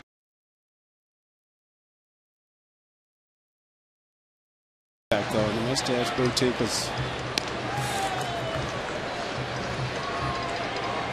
That's very young, and he is. Yeah. Facial hair made him a little bit older.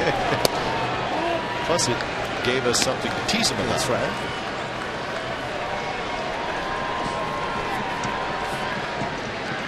Three and 2 to Ryan Sweeney. And a pitch off the plate, so a leadoff walk. Well, if you want to see fireworks, you always want to come to the Coliseum, and the first one is Friday, April 24th against the American League champion. How does that sound? American League champion Tampa Bay Rays. It's at 7:05 p.m. First fireworks night of the year, brought to you by the University of Phoenix. Tickets at oaklandathletics.com or 877-493-BALL. Friday, April 24th, the A's returning. Little flare to right, and that's going to fall. Orlando Cabrera, as Ray said in his last at-bat, likes the right side of the diamond, and he's got his second hit that way. Well, guess what? A's have base runners again. Number 16, Jason Giambi. All right, 2 on, nobody out for Giambi. And we're going to get another visit from the pitching coach, Rick Adair.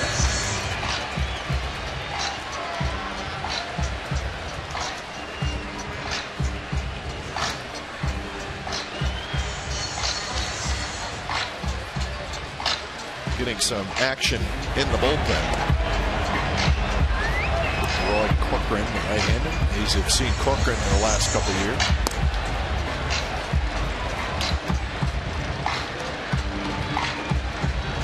But right now, you're going to stick with Chris Bekavaskis.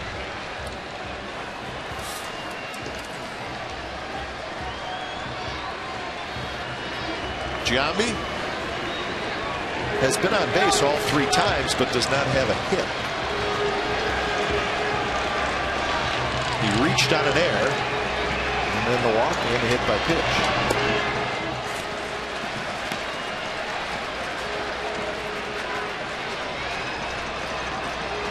The A's trying to break through, looking for that clutch base hit that has eluded them so far tonight.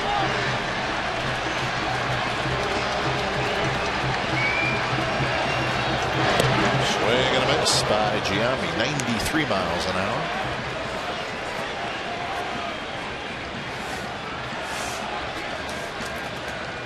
Young man's pitched very well, except for the 1 inning.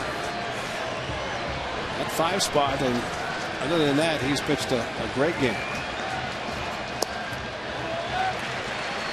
Yeah, really a couple of broken bat hits, and then he made a couple of mistakes, and it happened quickly, the 5 runs. But that's the story in this game right there. The A's 10 runners left on base so far, and that's through 5 innings.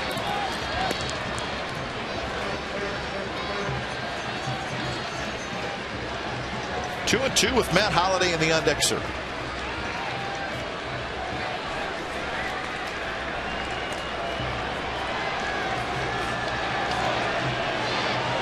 This will be the 39th pitch that the reliever Jakubowskis throws.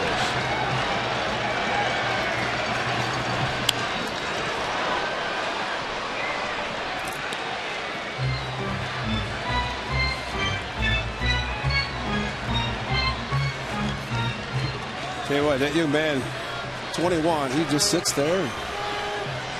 Give us rum, guys, and like he's been here forever. Absolutely. That's that look of you don't know how he's feeling. That's the best way for a pitcher. Bounce towards second. Lopez juggles. They get the out there. Then back to first. Not in time. Throw is low. Branyan, by digging it out, saved a run. So the out is recorded at second base. Now, last at bat for Matt Holliday. Bases loaded. Fastball outside. Popped it up down the right field line. Jason Giambi.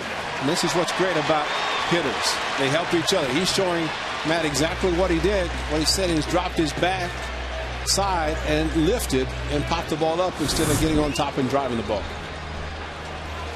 Well, we are going to get a pitching change.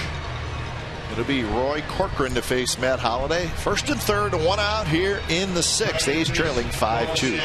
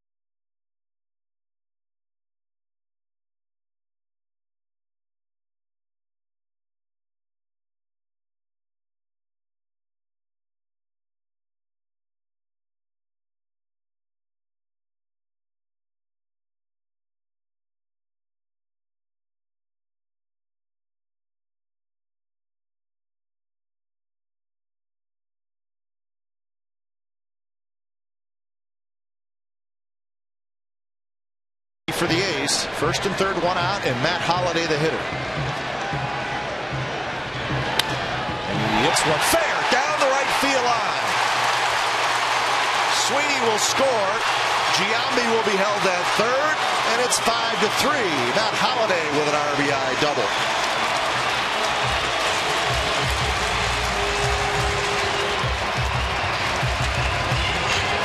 Corcoran, a good fastball, and Matt Holliday was not going to wait this time. Fastball up to him and just inside the line. Pitch away from him. Great hitting, great approach by Holliday. Going right down the first base line, and Jason Giambi thought about trying to score, but Ken Griffey Jr. got the ball back in quickly enough. Played the Karen very nicely. So at least the A's get a big one. Here's Chavez. Up and away. So a base hit to the outfield could tie this baby up.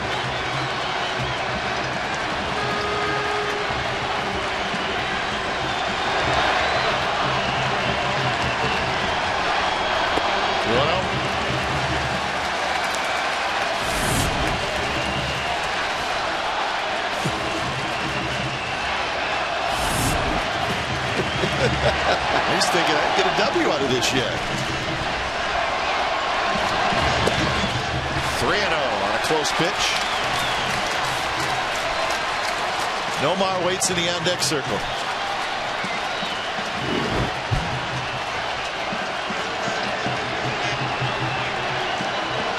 Good numbers last year for Corcoran. And that one drops low, and it's a walk. Again, the A's have the bases loaded.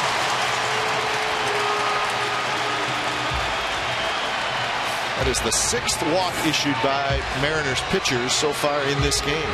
And fortunately, 2 of them have scored, but you get that many free passes, you want more of them to score. First baseman, number 1, Nomar Garcia-Parra. So here's Nomar. Corcoran, fastball, curveball, changeup, low 90s with the fastball.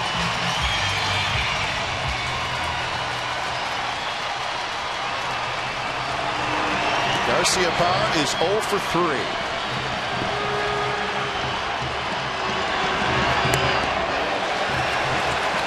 Yeah, Jason Jamley was talking to Matt Holliday about dropping.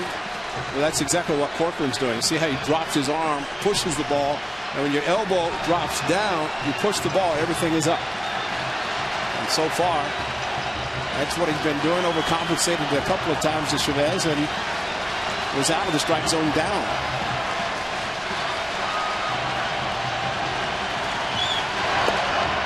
Quick throw, and just getting back is Chavez. So Jojima and Branyan had a play on, and they executed it pretty well. And that's, people say, first base coach, what does he do? You know, anybody can be a first base coach. That's his #1 job right there. To alert the runner at first when a runner or fielder is breaking in behind to make sure he gets back. Ed Stevenson is the A's new first base coach. Right center hit pretty well. Junior back near the warning track, settles under it. He's got it. It's going to be plenty good to get home Giambi. Holliday to third, and it's 5-4. Sacrifice fly for Nomar.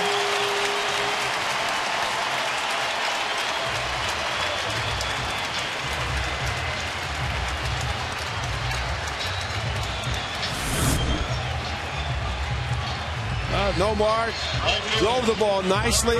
Maybe the conditions, the elements tonight kept it from going a little bit deeper, but at least got the runner in from third. And Holliday able to get over to third on the long fly ball. Garcia-Parra gets his 2nd RBI of the season.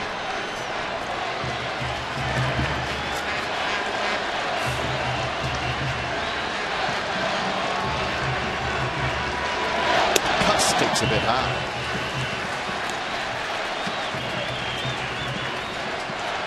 So a Holliday double and a Garcia-Parra sac fly, the 2 runs.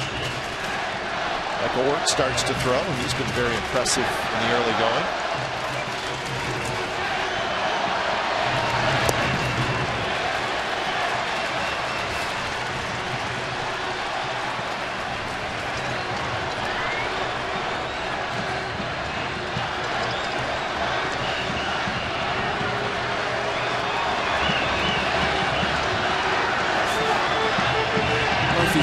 Just a little bit nervous, but whatever. But Anderson might be finished with Wirtz throwing in the pen. 3-0 to Cust. He's doing a nice job of laying off some good pitches down in the strike zone. What you're going to say, the A's bench doing a nice job of maybe doing a little rally or something? 6th inning? I think Orlando Cabrera had a little bit to do with that.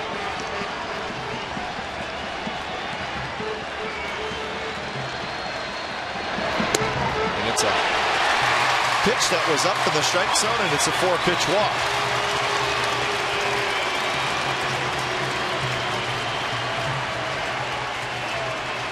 Again, the bases are loaded.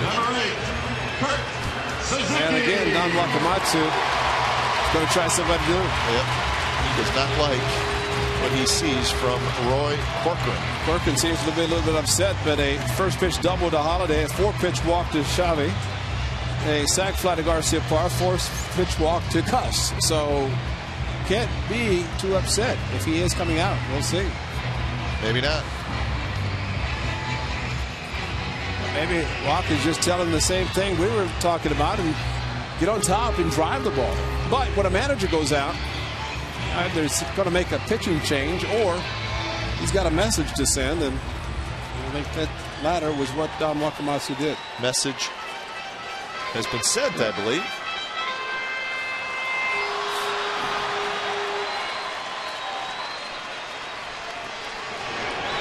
Gallego, third base coach, over into the dugout to talk or to listen to Bob Geren. Had something to say to him.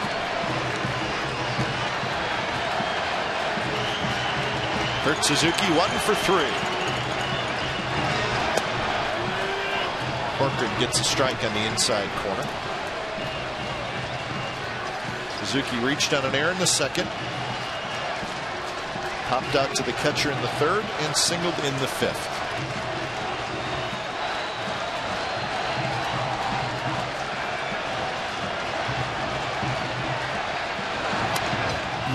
That was pitch to hit.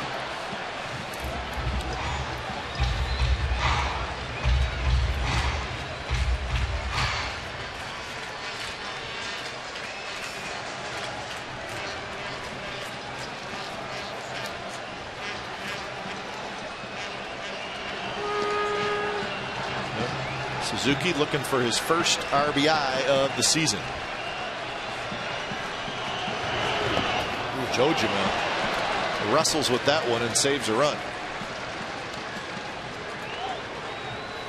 Well, at times we've watched Keiji Jojima. His mechanics are not always quite correct in how he blocks balls and maybe frames balls. But he's done a pretty good job tonight. Well, he has blocked 3 tonight with a runner in third. 3 different times that the A's could have had runs. Setting up outside. Now it's 2-2. And every time he misses with a breaking ball, it just allows the hitter to think more and more about the fastball. And with the bases loaded, this being the critical pitch, 2-2. So a breaking ball you missed, almost 100% sure you're going to get a fastball 3-2. So this is a pitch that Zook might be looking fastball and be ready to hit.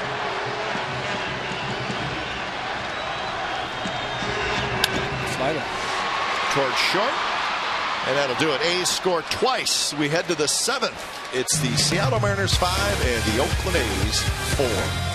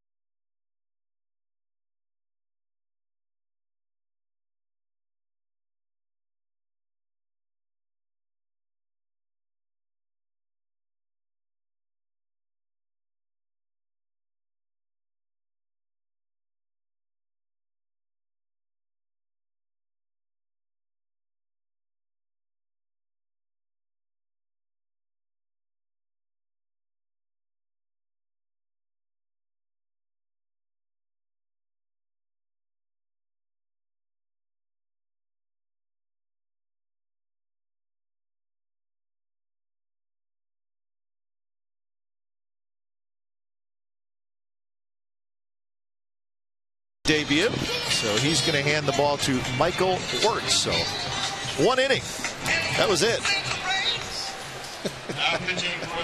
Concentrate up here a little bit. Great job by Brett Anderson. 84 pitches, and yes, he probably could have gone out again for another inning, but the A's have made it a 1-run game. Michael Wirtz has been perfect. A couple of games, he has won a game at an Anaheim. 1 hit. He's been good. He has been outstanding. Anytime you have opposing hitters go back to the dugout and start showing other teammates the way your slider's breaking, how difficult it is, that's impressive. That means they're thinking about it. He's got a turbo slider. The ball just breaks down very sharply. Wirtz will face Jojima, Betancourt, and Endy Chavez in the top of the 7th inning. 8, 9, and 1. Batting order.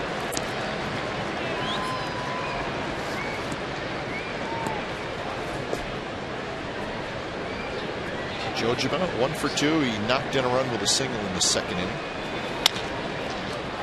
Here Chavez to his left, gives ground, and that's a nice play all around. Well, there's your first baseman saving an error for an infielder. Great play by Xavi to kind of a spin and then regroup. Ball sailed him a little bit, but Garcia Parra, great stretch, great hands to pick it. And you know, Eric talked about his 6 Gold Gloves. He has such great hands. He's not going to miss the ball catching. If there's going to be an error, it's usually throwing, and that's usually the case with most infielders. They have such great hands. And that's where a good first baseman can really pick them up, help them, and you saw it right there. And I know Eric only played in, what, 23 games last year? But I cannot remember him making an error that wasn't a throwing count. Yeah, missing a ball. I just can't remember.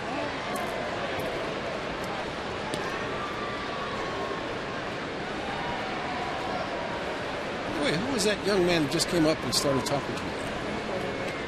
That's my buddy Jack Kuiper.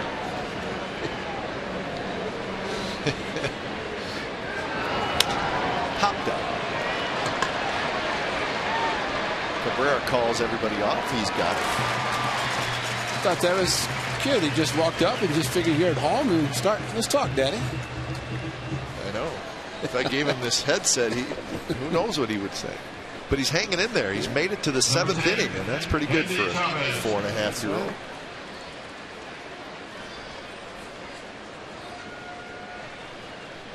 So top of the order, Endy Chavez. He's had a good night, 2 for 3. A couple of singles. One of those singles knocked in a pair of runs in the second.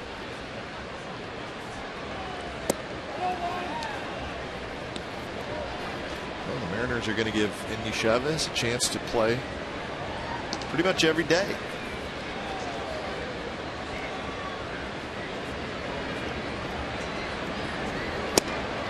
He's not a stranger to the big leagues. He's 31 years old, his 7th year. But he'll go down for one unbelievable catch he made against the Cardinals in 07 League Championship. That's right. I think it was. Was it Game 7? Yeah. Went up over the fence, brought the ball back. Well, that must be the game then that a couple innings later Molina hit the home run, right? Exactly. Sent the Cardinals to the World Series. It's another hit for Chavez. He is 3 for 4. And with 2 outs, and he's got decent speed. A candidate to take off. Trying to swipe it back. Number 21, Franklin Gutierrez. Aggressive hitter. He's had some pretty good pitches to hit tonight. He's not missed one of them. The actual one he missed was a ball in the first inning. First batter right back to Brett Anderson.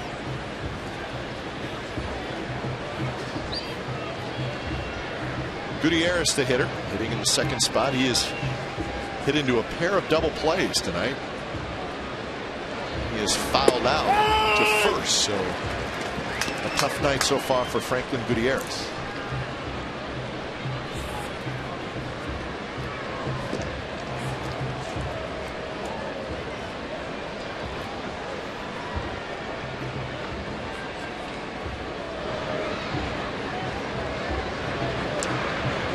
Played mostly right field for the Indians, but he is a natural center fielder.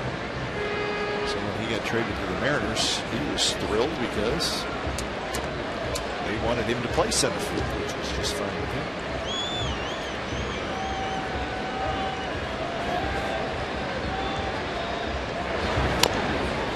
Out in front, works. Underhands in time, side retired. 7th inning stretch. It's the home opener. The A's trail 5-4.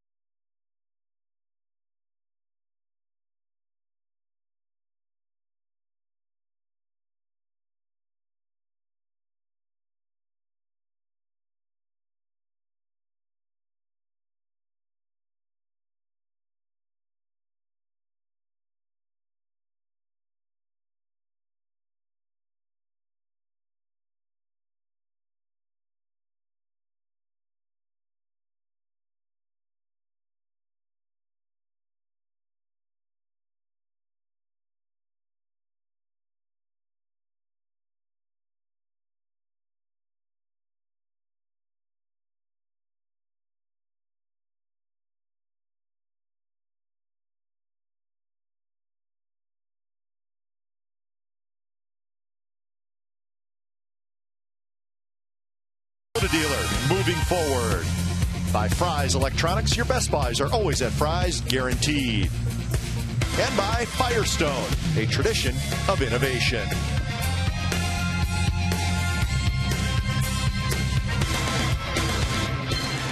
All right, let's check out tonight's Fry's HD defining moments. The home opener, but he was introduced. That's always a fun part of the pregame ceremonies. The big inning for the Seattle Mariners was the second. They scored 5 times in that second inning. A 2-run double by Unieski Betancourt. A's mounted their comeback in the 6th. Matt Holliday with an RBI double. They would score a pair in the 6th. And it is a 5-4 game. 5-8-2 for Seattle. 4-7-0 for the Athletics. The number on the bottom right is the one we're concerned about. 13 runners left on base for the A's in the first 6 innings. So they got a big hit from Matt Holliday and a sacrifice fly from Garcia Parr in the 6th inning. The good news is when you're leaving guys on base, you're getting opportunities. New pitcher Sean Kelly takes over. So Sean Kelly, 4th pitcher of the night. Spring training numbers for Kelly. Don Wakamatsu and Rick Adair have some power arms out of the bullpen. Another one that throws low to mid-90s. Slide on a changeup from the right-hander. Kelly will face Ellis, Sweeney, and Cabrera.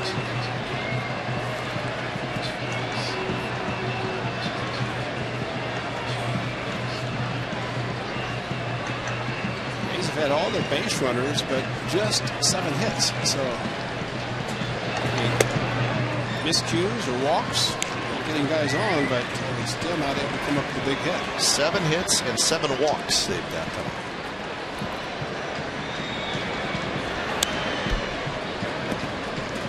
A 1-1 the count to Mark Ellis. A 1-for-3 night for Ellis. Singled in the 4th inning.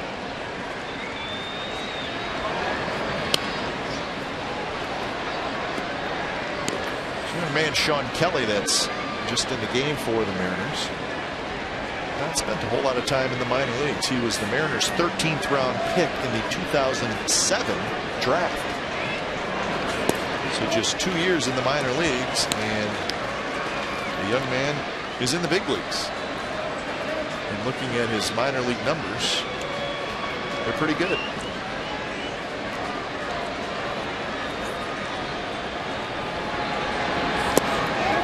Mark Ellis, 1 around, says Hunter Wendelstedt, the home plate umpire.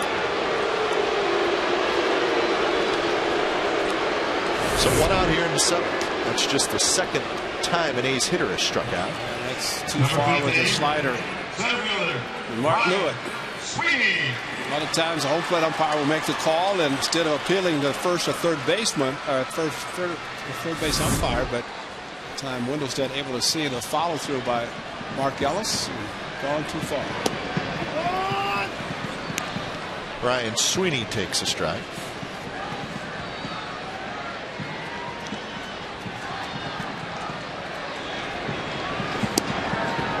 And I think, Ray, when you're a manager, in this case Don Wakamatsu, Casilla starting to loosen up a little bit, but the Jackets just now coming on. But when you've seen your pitching staff, 7 walks in the first 6 innings, I think you just start to go, I need somebody who's just going to throw some strikes for me. Exactly. And you feel fortunate that you're leading in the game still 5-4.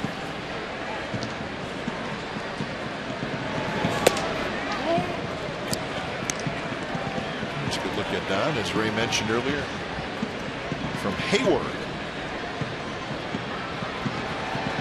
First Asian American to manage in Major League Baseball. So very proud of that. He was a terrific college player. He was in college the same time I was. I remember his name very well.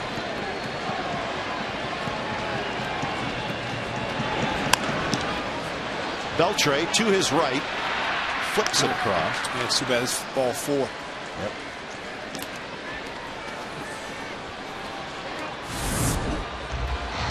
Low slider, went down to get it, and look at Beltre.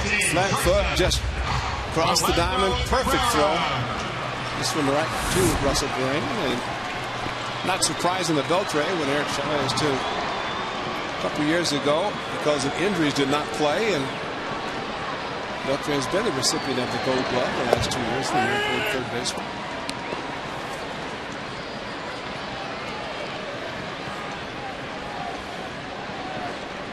Been a good night for Orlando Cabrera. Walked and scored on the first, a sacrifice fly in the second, a single in the fourth, a single in the sixth.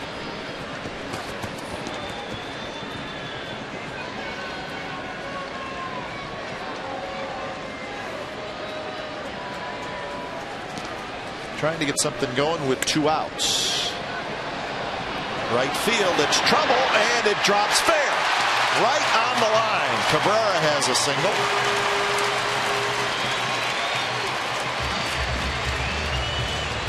So Orlando is 3 for 3.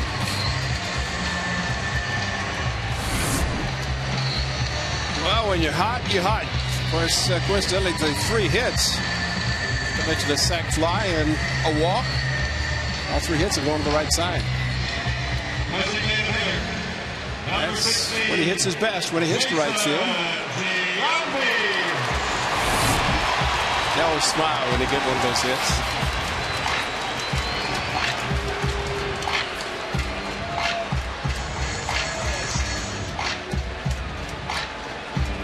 No, Giambi will hit here in the 7th with a runner aboard.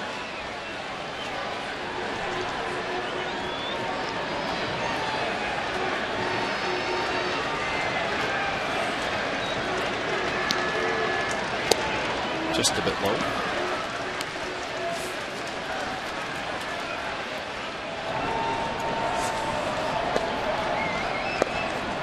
Jerry Blevins now joins Casilla in the East bullpen. Blevins the only left-hander for the Athletics in there.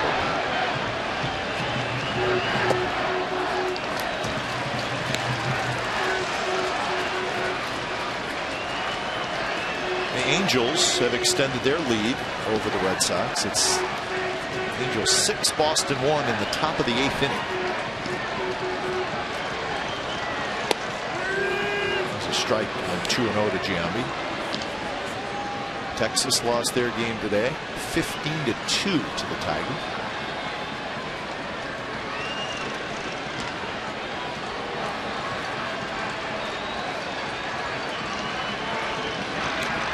Couple games going on down south. One in Arizona, the Dodgers and the Diamondbacks in the 8th inning. Giants are in San Diego, and it's raining in San Diego. So the rain is following the Giants, seems like. The Angels might be thought they were going to get some rain as well.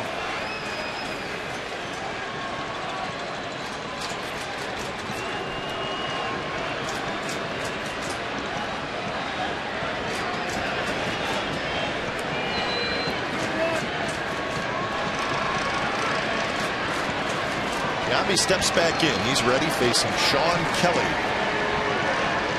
rookie right-hander. Rolled foul.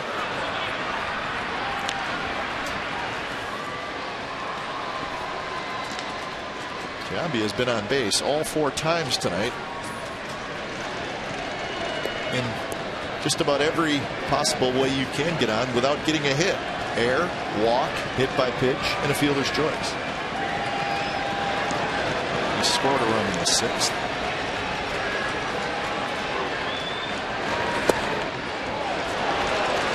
Hunter Wendelstedt, he thought about calling that a strike just for a moment. Now full count, so Cabrera will be taken off with the pitch. Sometimes you respect the hitter. Remember earlier, Bobby Swinton was called out in the center of the pitch, first ball of the game for the year.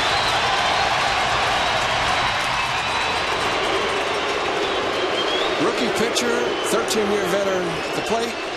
No, they don't think about it. Umpires don't think about that.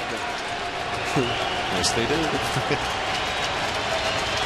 of the crowd rises to its feet. Big point in the game. Payoff pitch to Giambi. Good swing by Jason.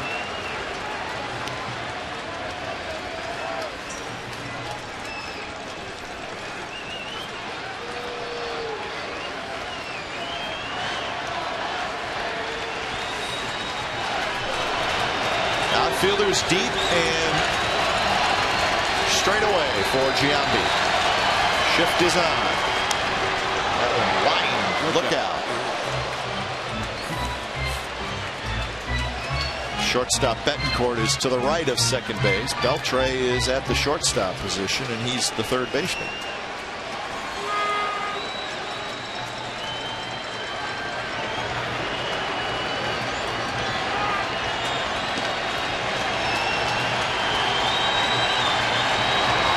Swing and a miss. He struck him out. Off-speed pitch from Sean Kelly.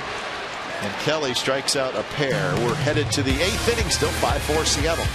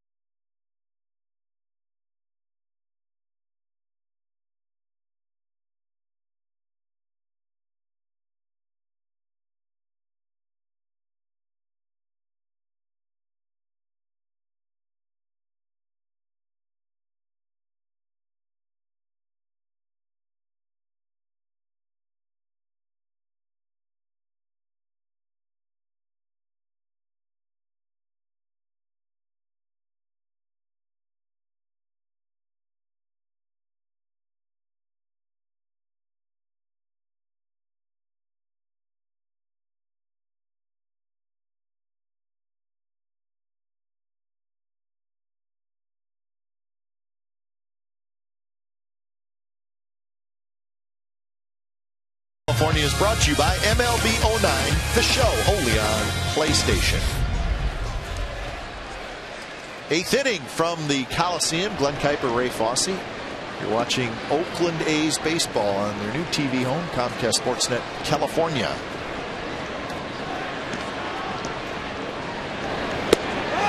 After another good inning in the 7th, back out there for the 8th.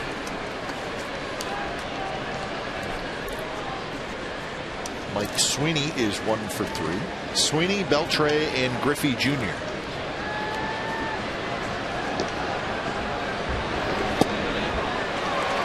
It's that turbo slider that looks like a splitter. The A's staff does not have a pitcher that throws a split finger fastball, but between works, look at this ball go straight down.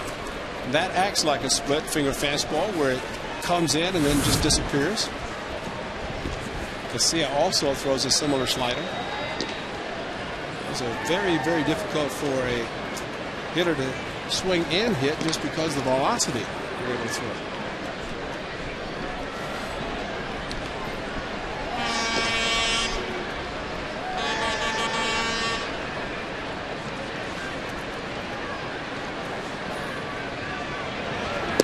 And there it is again. And Sweeney on 3 pitches strikes out, 1 out.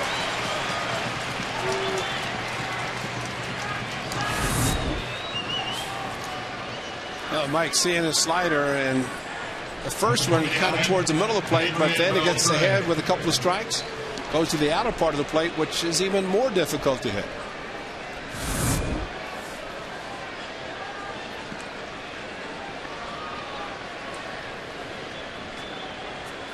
Adrian Beltre steps in. Beltre is the cleanup hitter tonight for Seattle.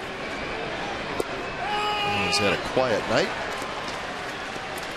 Fly out to right, ground out to third, and a swinging strikeout. 0 for 3.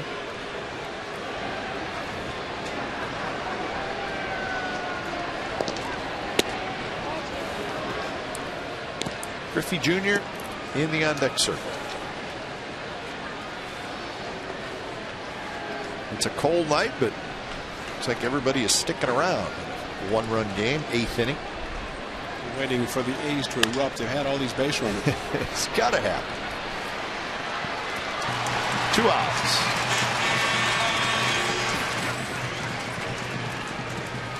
Well, tomorrow the series continues against the Mariners. It's a 1:05 p.m. start. Pet adoptions and 15,000 fans receive a 2009 calendar of the A's and their pets. And it's courtesy of Avadur. For tickets, go to OaklandAthletics.com or call 877-493-BALL. Lefties coming in. Blevins to face Griffey Jr. with 2 outs here in the 8th. We'll be back. 5-4 Seattle.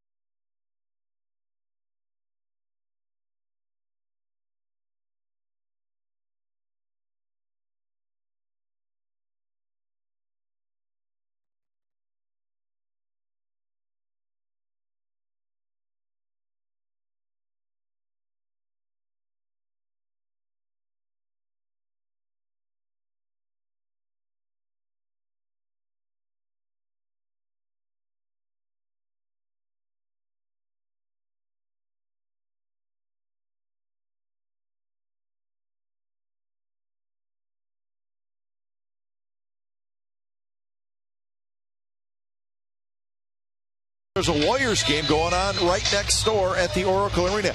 How do we know that, Ray? Because we were there when they tipped off. But we didn't stay long because we knew we had to get back to the ball game here at the Coliseum. We're going to get there, I promise you.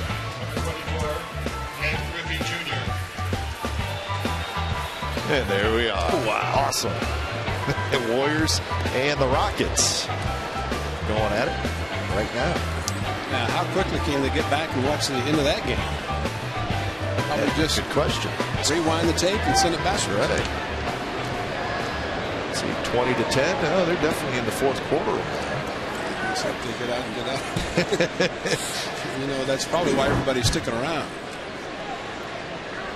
Jerry Blevins last year, 36 games, about halfway through the season.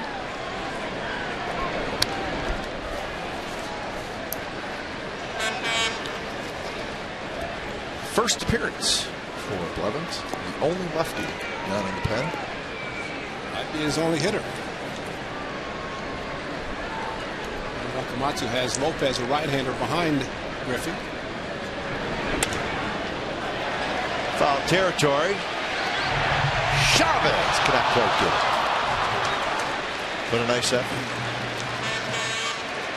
I'm so used to seeing him catch that, I thought he was going to get it. Well, with Griffey up, left-handed batters farther off the line at third, had a much longer run, but we have seen him make the play.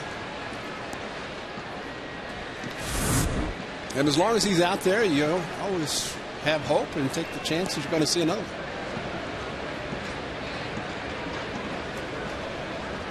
One and two. Blevins to Griffey. Another foul ball. Another long run for Chavez, and he cannot quite catch that one. Get your sprints in, Chavez.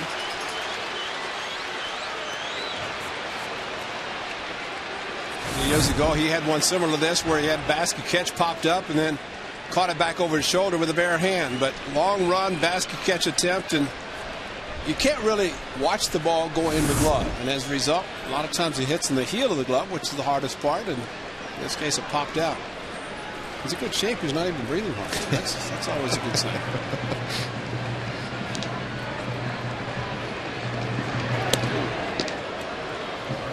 2-2 to Griffey.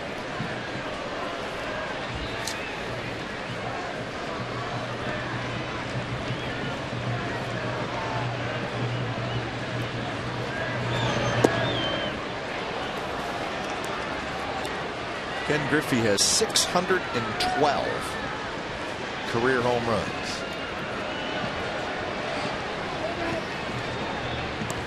And I'd say as soon as he retires, 5 years, he'll be speaking at Cooperstown sometime in July. Just missed inside. So Griffey walks for the 3rd time tonight. He is the only Mariner hitter that has walked tonight. He's going to take the rest of the night off. The Mariners will send in a pinch runner, Vladimir Ballantyne.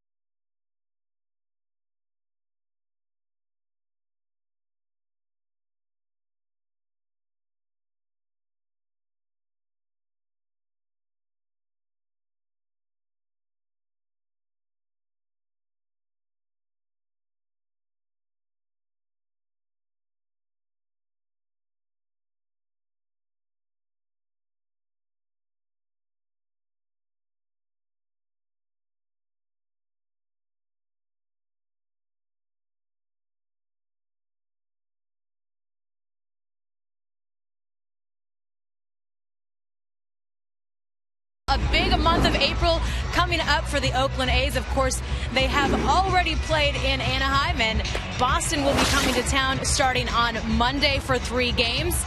Then on April 20th, they will head to New York. They will be just the 2nd visiting team to play at the new Yankee Stadium. And then April 24th, guys, the defending AL champs, the Tampa Bay Rays, head into Oakland. So Red Sox, Blue Jays, Yankees, Rays, and a decent Rangers team all in a row. So not an easy opening month schedule for the A's.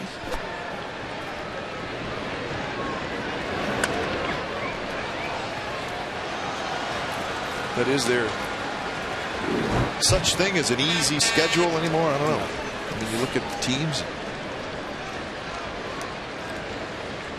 But Andrew Bailey on Wednesday night came in a relief. 8th inning. Got to win.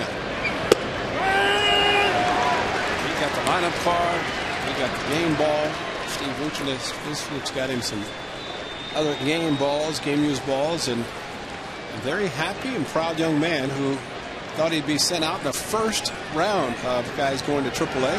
This is in spring training. And big leagues for this first major league win in the A's 2nd of the season.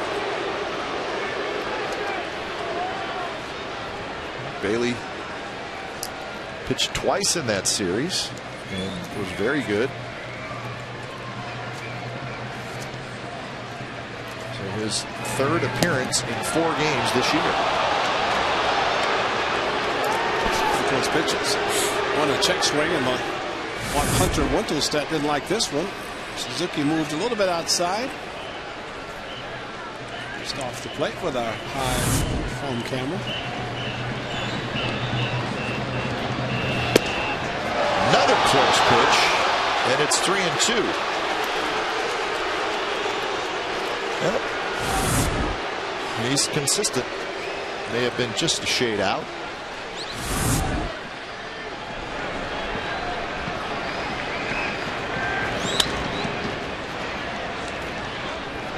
Cup remains full. Ballantyne will return to first base. Well, those close pitches and that our high overhead camera showed a little bit of a cutting action right at the end and took him off the plate. Again, that's sure sometimes the catcher moves in a little bit to give a little more of a chance to catch the outside corner.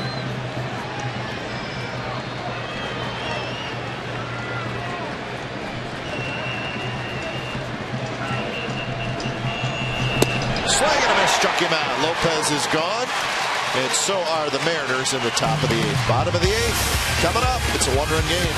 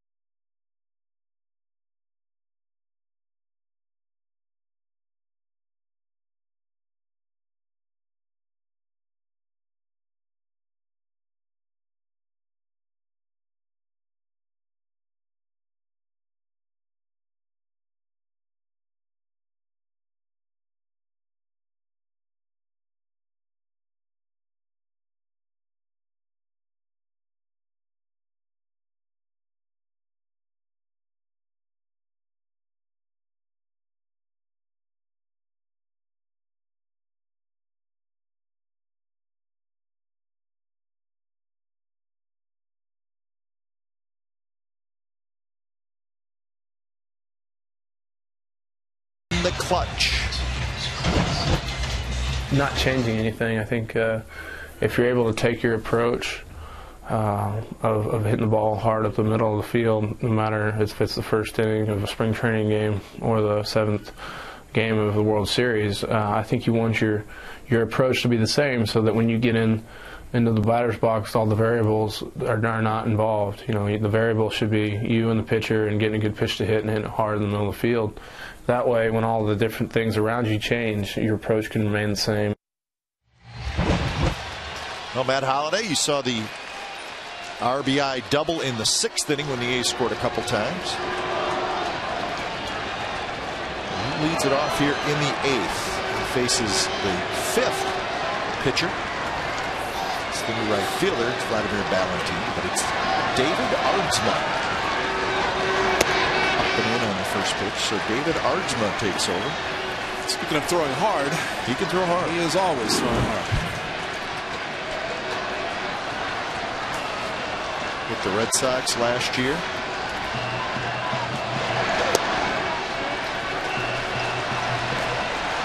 So Ardsma takes over here in the 8th.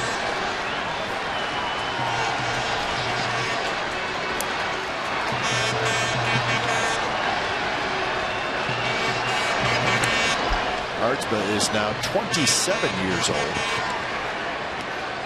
He was originally the #1 draft pick of the Giants in 2003. He was the 22nd pick overall. He was a star in college. He won a College World Series with Rice. Right field, hit pretty well. Valentine near the wall, and he's got it. So Holliday gives it a ride, comes up a bit short. 1 out. Well, a pitch away, and again showing the power, and Bob Guerin standing behind the batting cage and just seeing the ball jump off the bat of Matt Holliday. He's going to hit some home runs.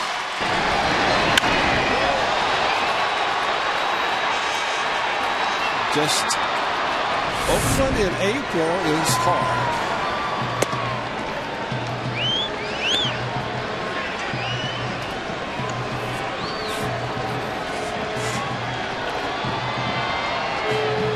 Chavez, the hitter.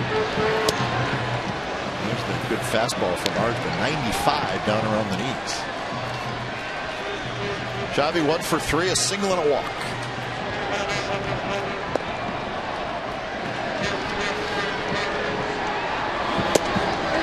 On the outside corner, 96 from Ardsman.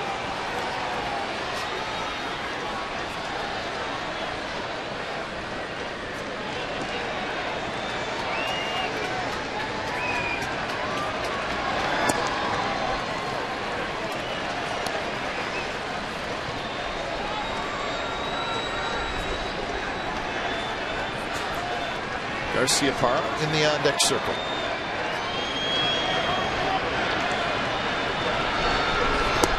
The A's have had at least one base runner in every inning. They have 8 hits. They've received 7 walks. Giambi was hit by a pitch.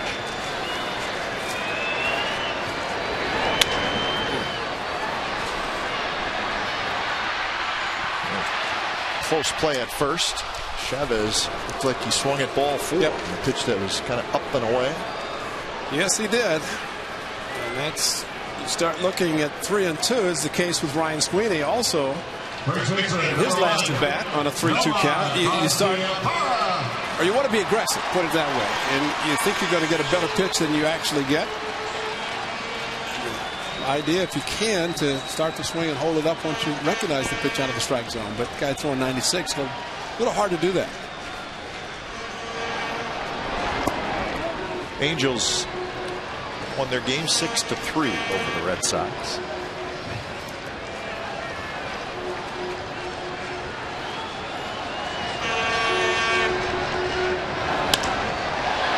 Hit hard, but right at the center fielder, Gutierrez. And that'll do it. It is a 3-up, 3-down inning for David Ardsman.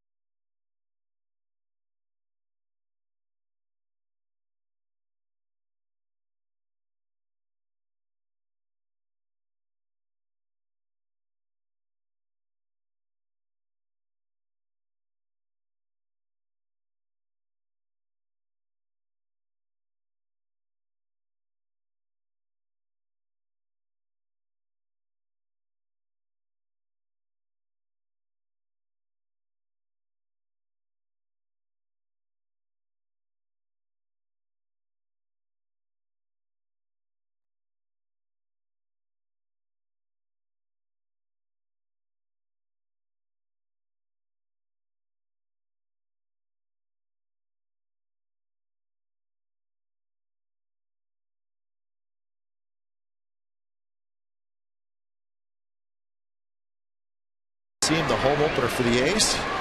5-4 the Mariners lead. And they send Russ Branyan lead things off, and Branyan rolls one into center field for a hit. Well, tune in tomorrow when the San Jose Earthquakes try to rock the 2-time MLS champion Chicago Fire. The Quakes take on the Fire live from Buck Shaw Stadium down in Santa Clara tomorrow at 1 o'clock right here on Comcast Sportsnet California. The Fire and the Earthquakes.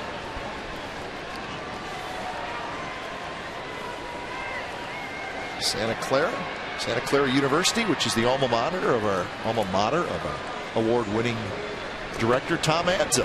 How many awards? Got a whole bunch? Like 20. Bunted out front by Jojima, so he does his job. Gets Branyan to second with 1 out. Mariners looking for an insurance run. Now batting, number 7, Betancourt. So Betancourt will hit with Branyan at second.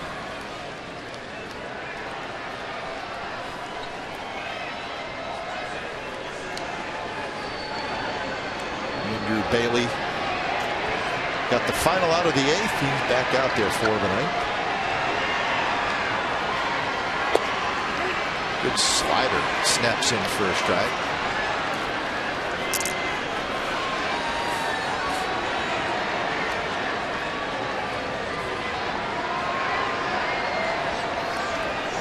Betancourt had a 2-run double in the second. And that one's going to go back to the screen, and Branyan to third. Boy, overthrew it, and Kurt Suzuki just trying to backhand the ball as it goes inside, and short hopped him, but that is a huge wild pitch as it does put Branyan to third. Mariners are trying to do something the A's have not had a lot of success tonight, and that's getting a runner in from third in less than 2 outs. Let's hope they don't try a squeeze.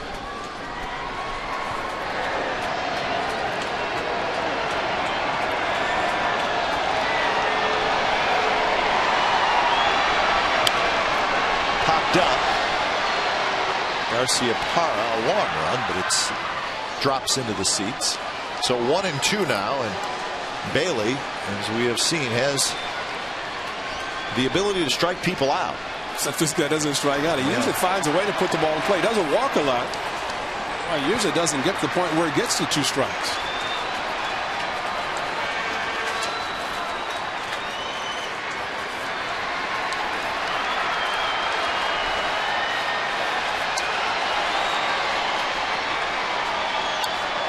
Good pitch by Bailey. 94 running right up and in on Betancourt. He somehow just fought it off, fouled it back. Suzuki up again, as the old time catchers used to do. Just kind of stand up and just hope they don't foul one when you're not protected. Did he go? Yes, he did. On the swing, says the home plate umpire. So big strikeout. That is a biggie. The guy usually puts the ball in play to be able to strike out Betancourt, but it was that big, strong, hard slider that he throws. Middle of the plate, looks like a fastball. Watch this ball just disappear. Check swing, great block by Suzuki.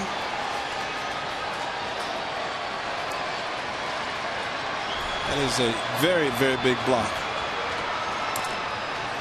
And now the very tough tonight, at least, Chavez, who has 3 hits. Eric Chavez comes in on the grass. He's about 2 steps in off the dirt onto the infield grass. Chavez, a good bunter with good speed.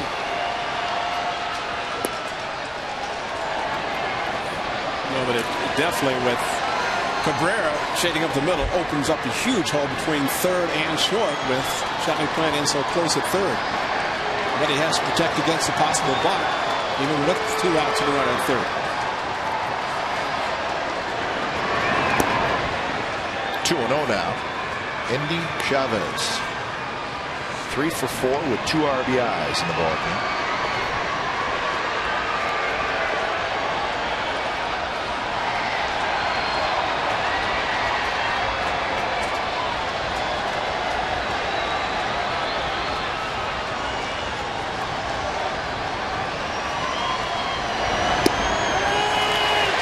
Took a fastball right there.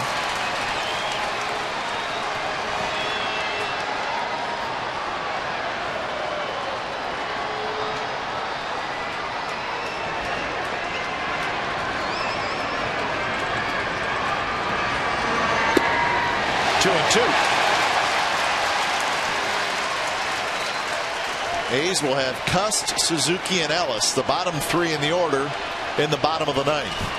Will it be a 1-run game or a 2-run game? And it looks like it's going to be Ardsman regardless. Line drive caught by Ellis. Wow. What a way to head into the bottom of the ninth. 5-4 Mariners.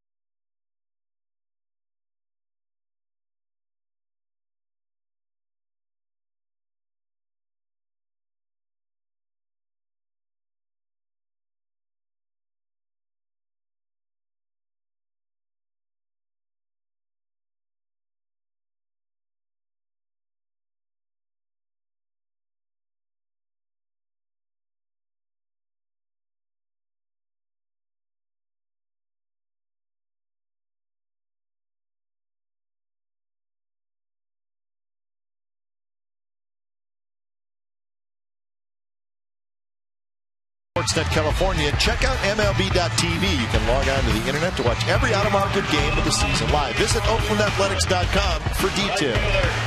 Number 32. What a play by Mark Ellis. Perfect timing, and I did not think he was going to get it. I think we're at the arena tonight. Wow. You know, basketball game, Mark Ellis. Talk about some jumping skills. He really went up and saved a run. Chavez thought he had his fourth hit, thought he had a run batted in. But Mark jumping Ellis took it away from him. Well, maybe some excitement here in the bottom of the ninth. Wouldn't that be a fun way to finish off the home opener? Jack Cuss leading it off. David Aardsma is back out on the mound. He pitched a 3-up through down 8th inning. He has never had a save in the big leagues. Well, let's just hope Rajay Davis is on the top step getting ready to pinch run for Jack Cuss gets his opportunity. Jack with a great eye, as always. Double off the left field wall, a walk. Maybe at a normal conditions would have had a couple of home runs in the game. 2-0, a good swing by Cuss. See now, in a 5-4 game in the 9th inning and a 2-0 count, that's what I want Jack Cuss to do right there. Yep. Let it go. Good fastball from Aardsma, just did not catch up to it.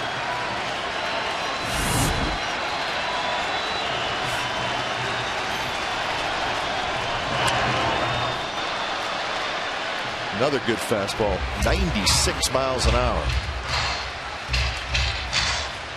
It comes out of his hand pretty free and easy as well. So 2-2 the count with Kurt Suzuki on deck and then Ellis.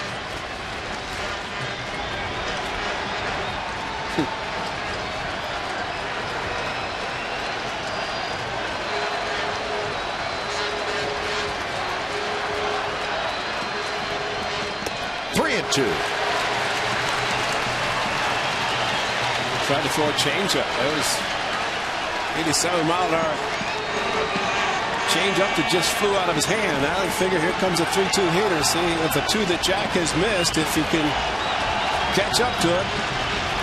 Bob Guerin talking to the hopeful pinch runner.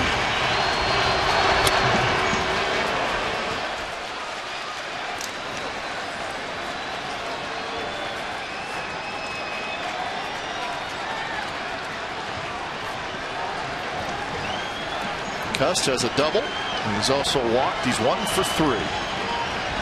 doubled and scored in the second. He's hit a couple balls real good to left field. One for the double, the other one a fly out to pretty deep left field.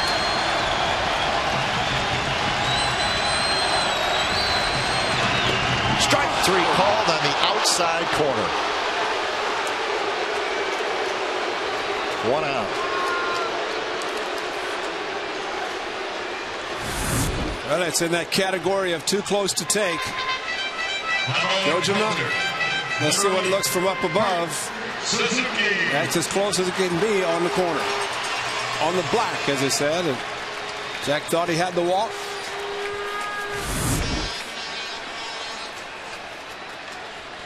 But Kurt Suzuki will hit with 1 out.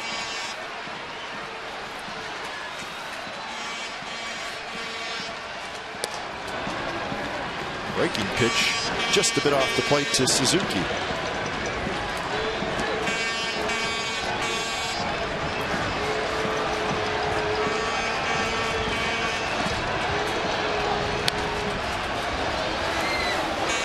A's with 8 hits in the game. They have stranded 14 so far.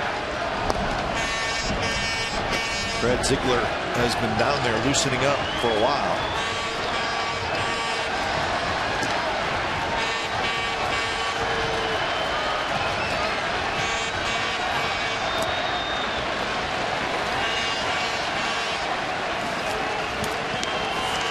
Tomorrow afternoon, it'll be Josh Outman and Felix Hernandez. That is a radio only.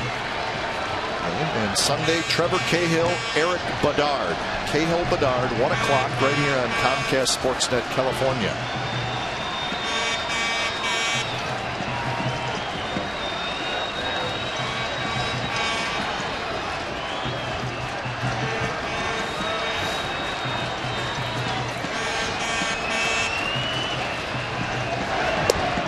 Good breaking pitch there.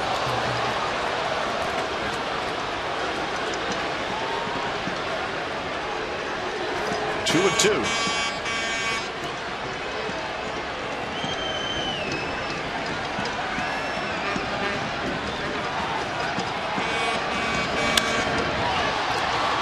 Right field, Ballantine, 2 outs.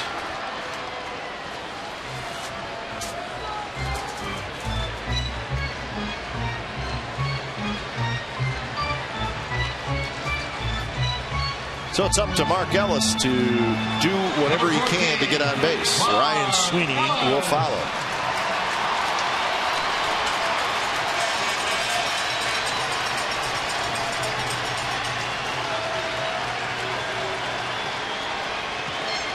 Mark is 1 for 4. Little pop-up. Second baseman Jose Lopez has it, and that is going to do it. So David Aardsma, give him credit. Yep. Faces 6 hitters, 3 in the 8th, 3 in the 9th, retires all 6, and he gets his first major league save. So first major league save for David Aardsma, and game 1 of this 3-game series goes